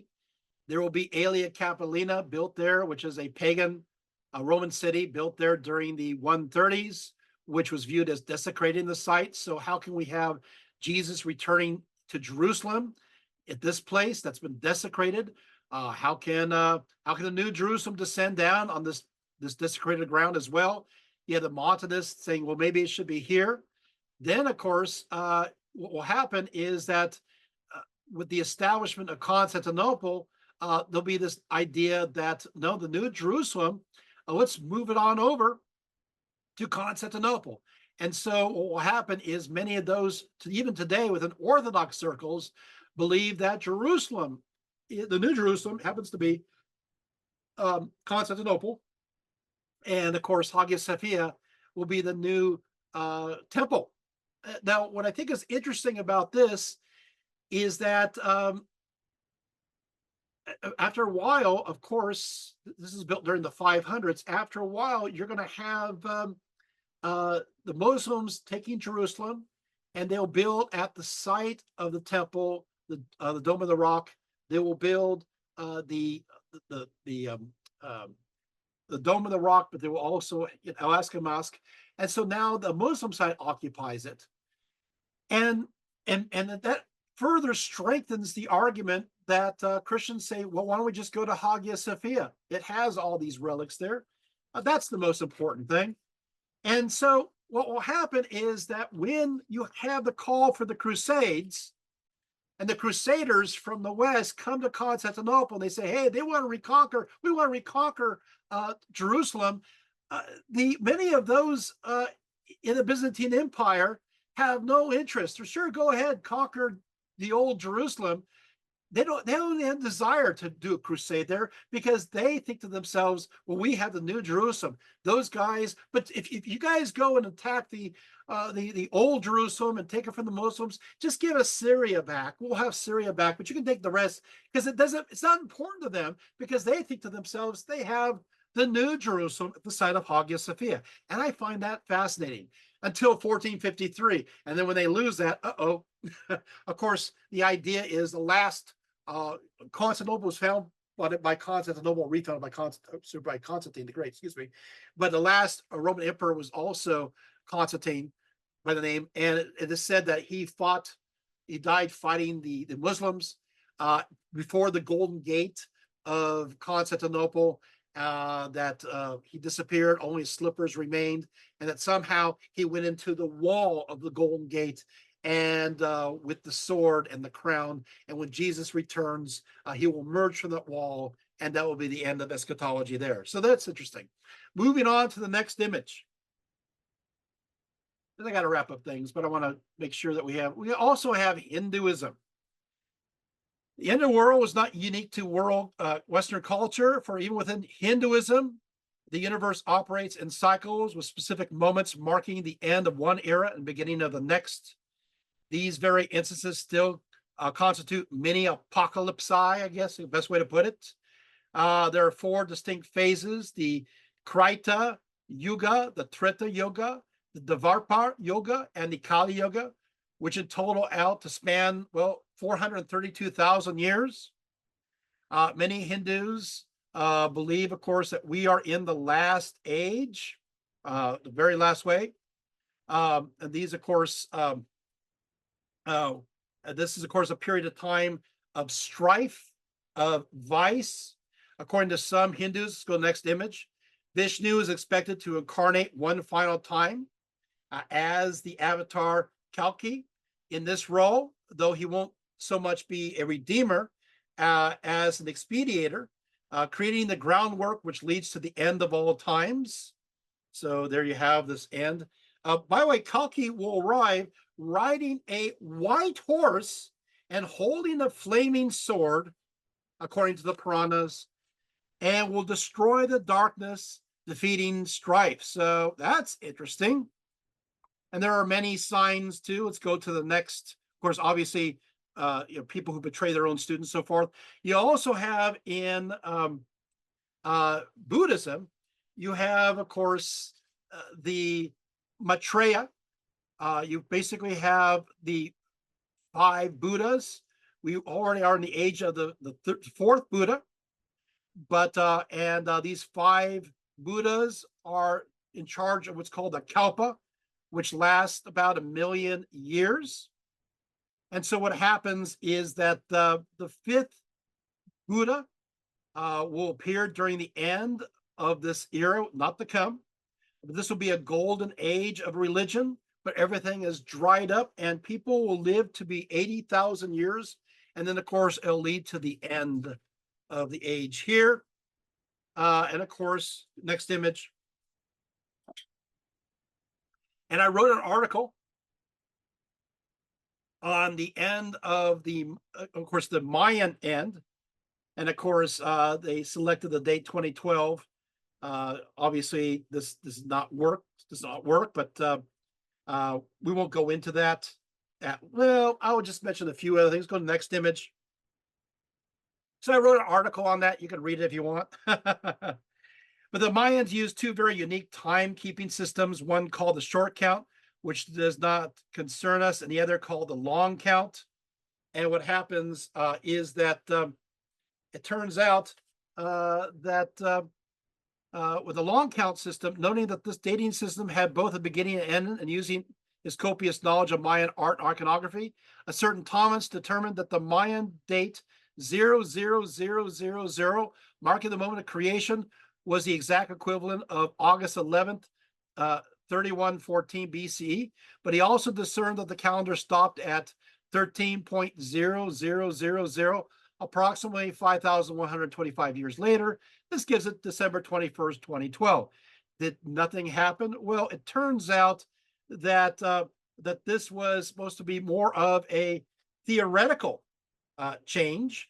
That, as it turned out, if you take a look at the whole point, it turns out that if you look at the system, there's an extension to a fifth world. So it's basically a transition. Remember, I told you the Mayans have 5 different eras.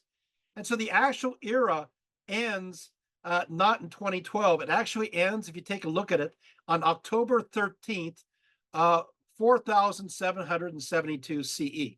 So we got a little bit time to wait. So there you go. Next image. Of course, we do have the world tree that connects to these various prophecies in the maize tree. But there we go, and that connects to the calendar as well. Next image. Okay, let's put that down for a second. I want to just kind of close up things. I'm going to kind of go through the rest of this a little more brief. I think we did a great job, didn't we? I mean, we covered quite a bit. So, but I would just say a few more words.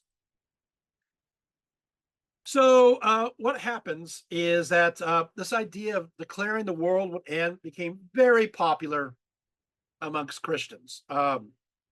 And so we have like a long list of everybody just deciding that the world's going to end.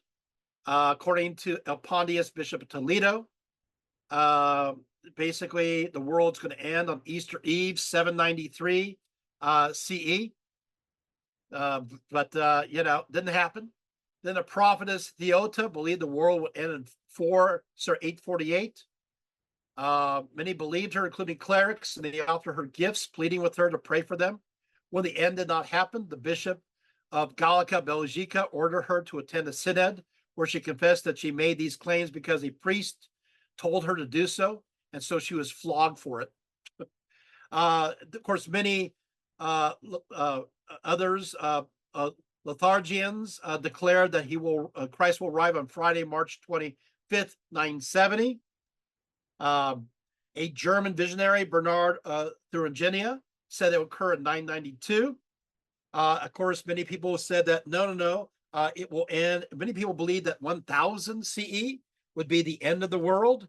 And when Jesus didn't occur in 1000 CE, then they recalculated to 103 CE. And everybody just waited around. It's just kind of ridiculous, just like a long litany list.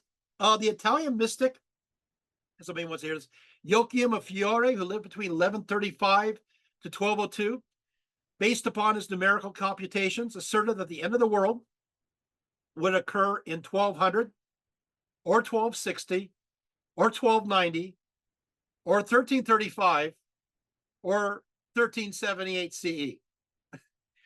He did talk about the fact that there is the age of the Father, which connects to the time of the Old Testament. Then you have the age of the New Testament, which is, of course, is the age of time of Christ. And finally, of course, you have the age of the Holy Spirit, right? This is the third age.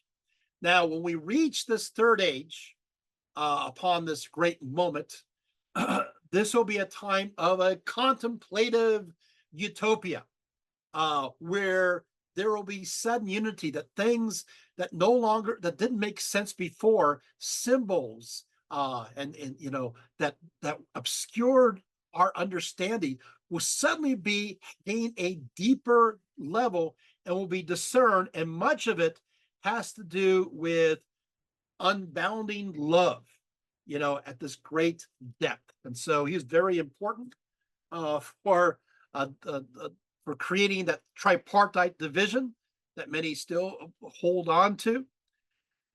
Pope Innocent III believed the second coming of Christ to occur 666 years following the rise of Islam. So he had 1284. That's not very nice. You have others too. French ascetic Jean de Rochder, 1368 to 370. The Taborites, of course, 1420. You have, of course, there's a long list. Of course, you have the Anabaptists. Let's go there for a second. Let's go next image. Anabaptists.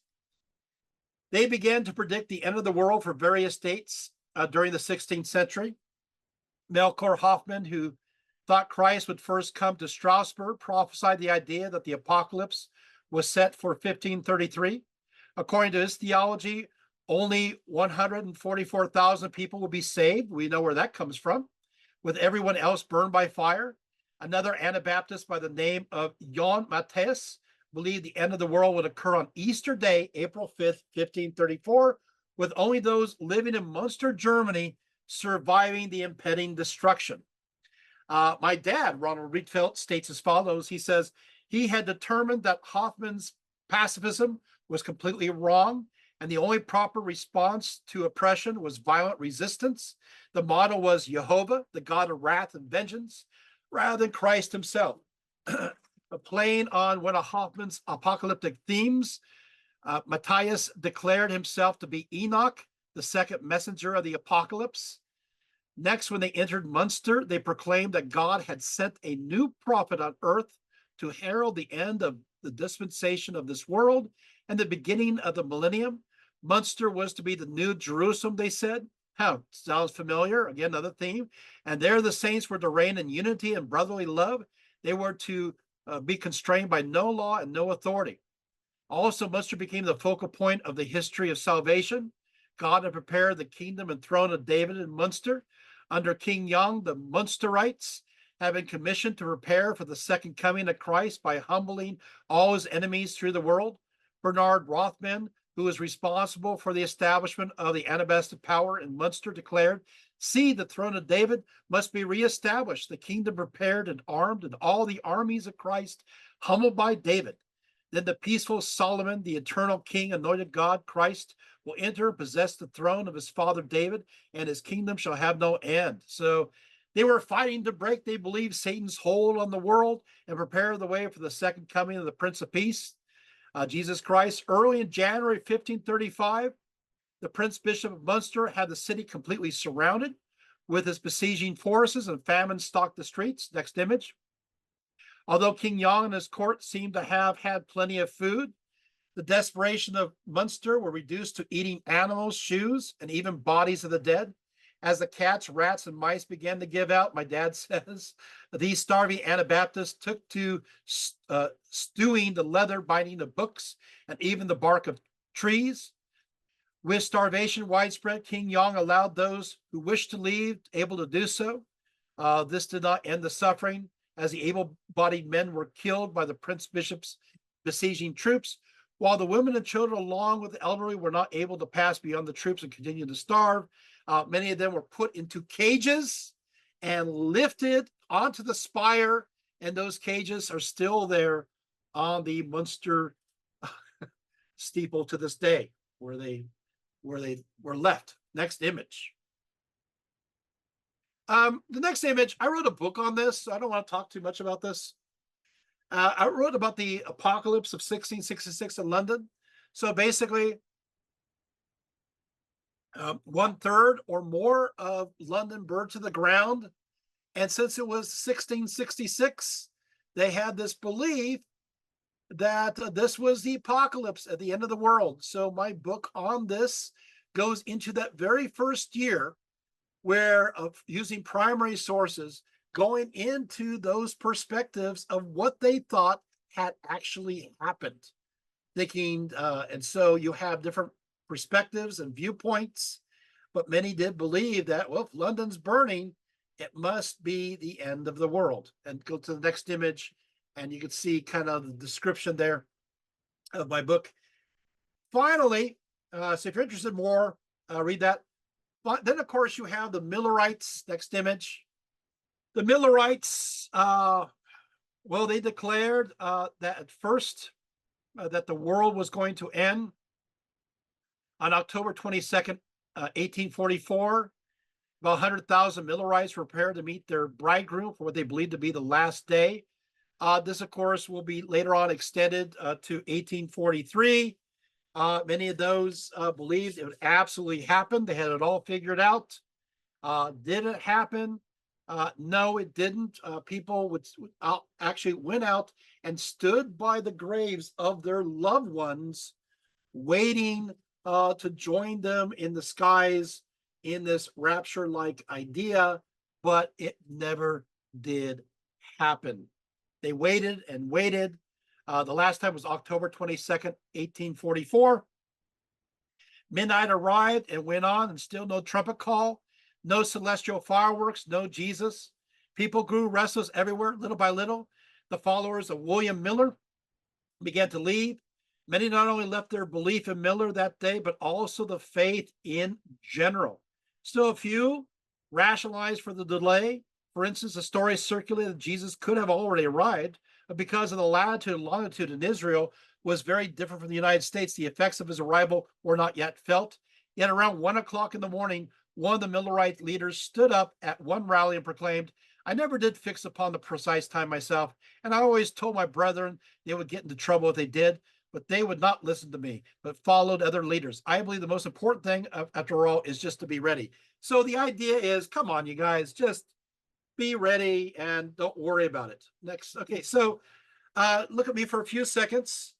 Then, yeah, there's an image there of the tabernacle rising up of the Millerites. By the way, you also have a certain John Nelson Darby, a graduate from Trinity College in Dublin, Ireland. He developed an idea known as dispensationalism. According to Darby, there are 7 dispensations. You basically have the paradisal state, the flood, the Noah, Abraham, the Israel under the law, and then, of course, the priesthood and the kings, Gentiles, the Spirit, and the millennium. But of course, you have the idea that Darby connects very much to looking or to a belief or understanding of a belief of a rapture. This idea will then be taken by a certain Schofield, who put it together, Darby's methodology, and publishes in 1909 the Schofield Study Bible. And so this will, of course, be foundational for those people who will then believe in a secret rapture. This is where this gets started, although some Irish believed this before this time. But the idea of a rapture really was not part of Christian theology right from the latter part of the first century on. So it's kind of a newcomer there. You have other viewpoints. I just say that unfortunately, this idea of the end of the world becomes rather interesting. Let's go to the next image. Of course, during what you'll have is this idea of a rapture becomes very popular during the 1960s and 1970s. There's a movie called The Thief and the Night. And so the idea is that any time Jesus could return and the apocalypse will happen. And so this looks like someplace in Texas, I believe. Yeah. Anyway, and you can see that there's going to be some carnage going on as people are being raised up out of their automobiles. But there you have it. Chuck Smith, the founder of Calvary Chapel, declared in his book Future Survival that the end would happen in 1981. Although I remember back in 1973 and 74, as you're driving go along the freeway in Los Angeles, there are billboards saying the world was going to end in 1973, and then later on in 1974, that basically did not happen. But there you have it. You have the Children of God saying the United States would be destroyed by a comet back in 1973. You have, of course, remember Larry Norman? I wish we'd all been ready. That song came out, children died, the days grew cold, a piece of bread could buy a bag of gold. I wish you all been ready. So yeah, it's very much part of popular culture during the 70s and into the 80s. Everybody calling out. You had also the late great Planet Earth with Hal Lindsey, calculated that the world would end in 1988. Did it happen? No. You had Louis Farrakhan in 1991. 1993. Let's go next image. David Koresh and the Branch Davidians actually believed he was the Messiah, the Christ, and convinced his followers to also believe it and to occupy Mount Carmel Center, Waco, Texas, to get ready for the end of the world. Koresh was a literalist, interpreting every single word of the book of Revelation and the Old Testament prophecy literally. Koresh even went to Jerusalem to measure the Temple Mount itself to see if it fit biblical prophecy, and lived there for 6 months, studying every aspect of the city. While in Jerusalem, he said he suddenly had a mystical experience, was caught up into the heavens, was given a scroll to eat, sound familiar, and realized he was the seventh angel messenger, Revelation chapter 10. But in the days when the seventh angel is about to sound his trumpet, the mystery of God will be accomplished, just as he announced to his servants and prophets. Unquote. All this led him back home to his followers and his new message, where he's able to put the prophecies of Isaiah, Jeremiah, Zechariah, Haggai, Daniel, and the book of Revelation together, leading him to the compound in Waco, Texas. Koresh believed he and his branch Davidians would end up back in Jerusalem, become the final prophetic figure in the streets of Jerusalem, who would, remember those prophets, remember those, who would then confront the Antichrist here. Soon, of course, the Bureau of Alcohol, Tobacco, Firearms, and Explosive got word that Koresh and the branch Davidians had with him a literal armory of weapons in his compound. They also heard of women and child abuse. In response, in February 1993, they set about to search the compound, but the branch Davidians fought back, killing 4 of their agents. After 50 days, the FBI stormed the compound, but a fire suddenly erupted, killing Koresh and about a dozen of his followers in the flames. So this is now the apocalypse and the darker side. And speaking of which, go to the next one. Oh no, that's right. Heaven's Gates predicted the end. And their graduation to a higher evolutionary level via a spaceship hidden behind the Hale-Bopp comet in 1997. In fact, in 1997, the comet Hale-Bopp, with a diameter about 40 kilometers, became visible from Earth to the naked eye. For many, the comet was merely a spectacular sight, a marvel lighting up the night sky. For members of Heaven's Gate, however, the comet was more than a heavenly novelty. For them, Hale-Bopp was the sign they were waiting for. At last, they believed their world, as they knew it, was coming to an end. Its arrival, it is said, is joyously very significant to us at Heaven's Gate. The joy is that our older member in the evolutionary level above human has made it clear to us that Hale-Bopp approached is the marker we've begun waiting for, the time for the arrival of the spacecraft from the level above human to take us home to the worlds in the literal heavens. And so what happens now is that they kind of, this Waco belief system, they all kind of decided to leave their physical receptacles behind.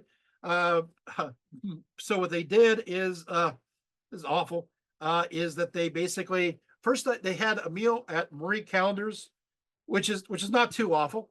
And they all had the same meal, same pie. They all had the same shoes. In fact, the 39 members, they all had turkey pot pie, iced tea to drink, and blueberry cheesecake. Of course, they had the house tomato vinaigrette dressing. And then after that, they went back to their place, their spaceship, and they basically killed themselves, suffocated themselves, so that the plastic bags were secured around their heads. And they quoted, of course, the idea from Matthew: "If you cling to this life, will you not lose it?" That was Heaven's Gates manifesto, and so is believed that having killed their bodily receptacles, their end of life was the end of their world, and they joined that spaceship on the other side of the Hale-Bopp comet. And so it continues on. Let's go to my face for a few seconds. So we covered so much. I think we're almost experts, aren't we? So the world's, so when people declare that the world is about to end, I feel a little bit cynical. So I think maybe the best idea is just invest yourself now.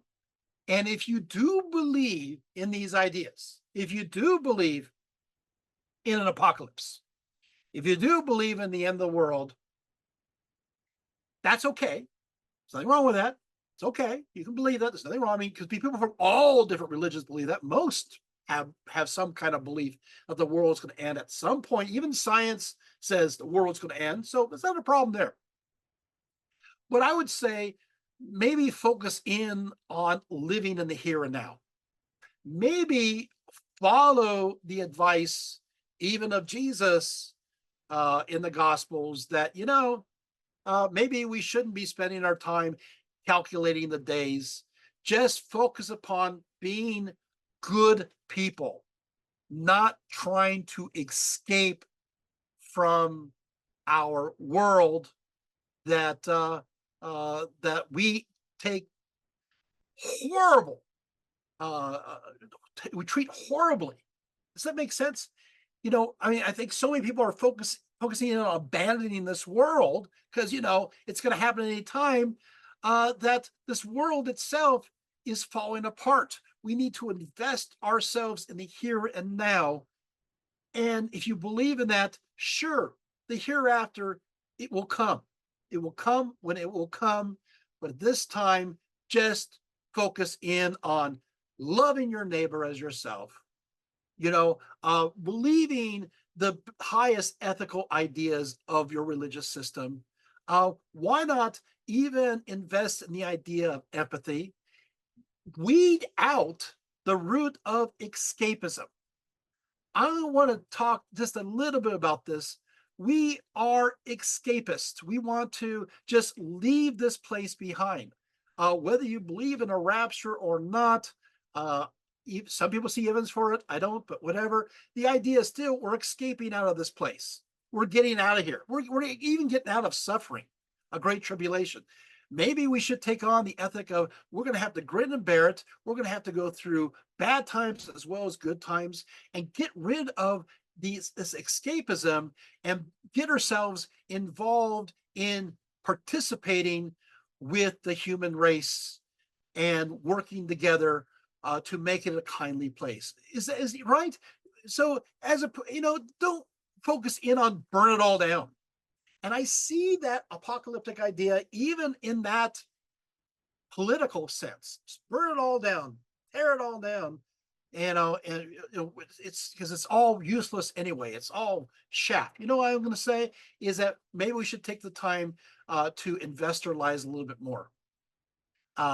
Maybe we should not. We should be a little bit more patient. And that's where I'm going with this. And so and so if anybody comes and says, I think the end of the world is coming, that's okay.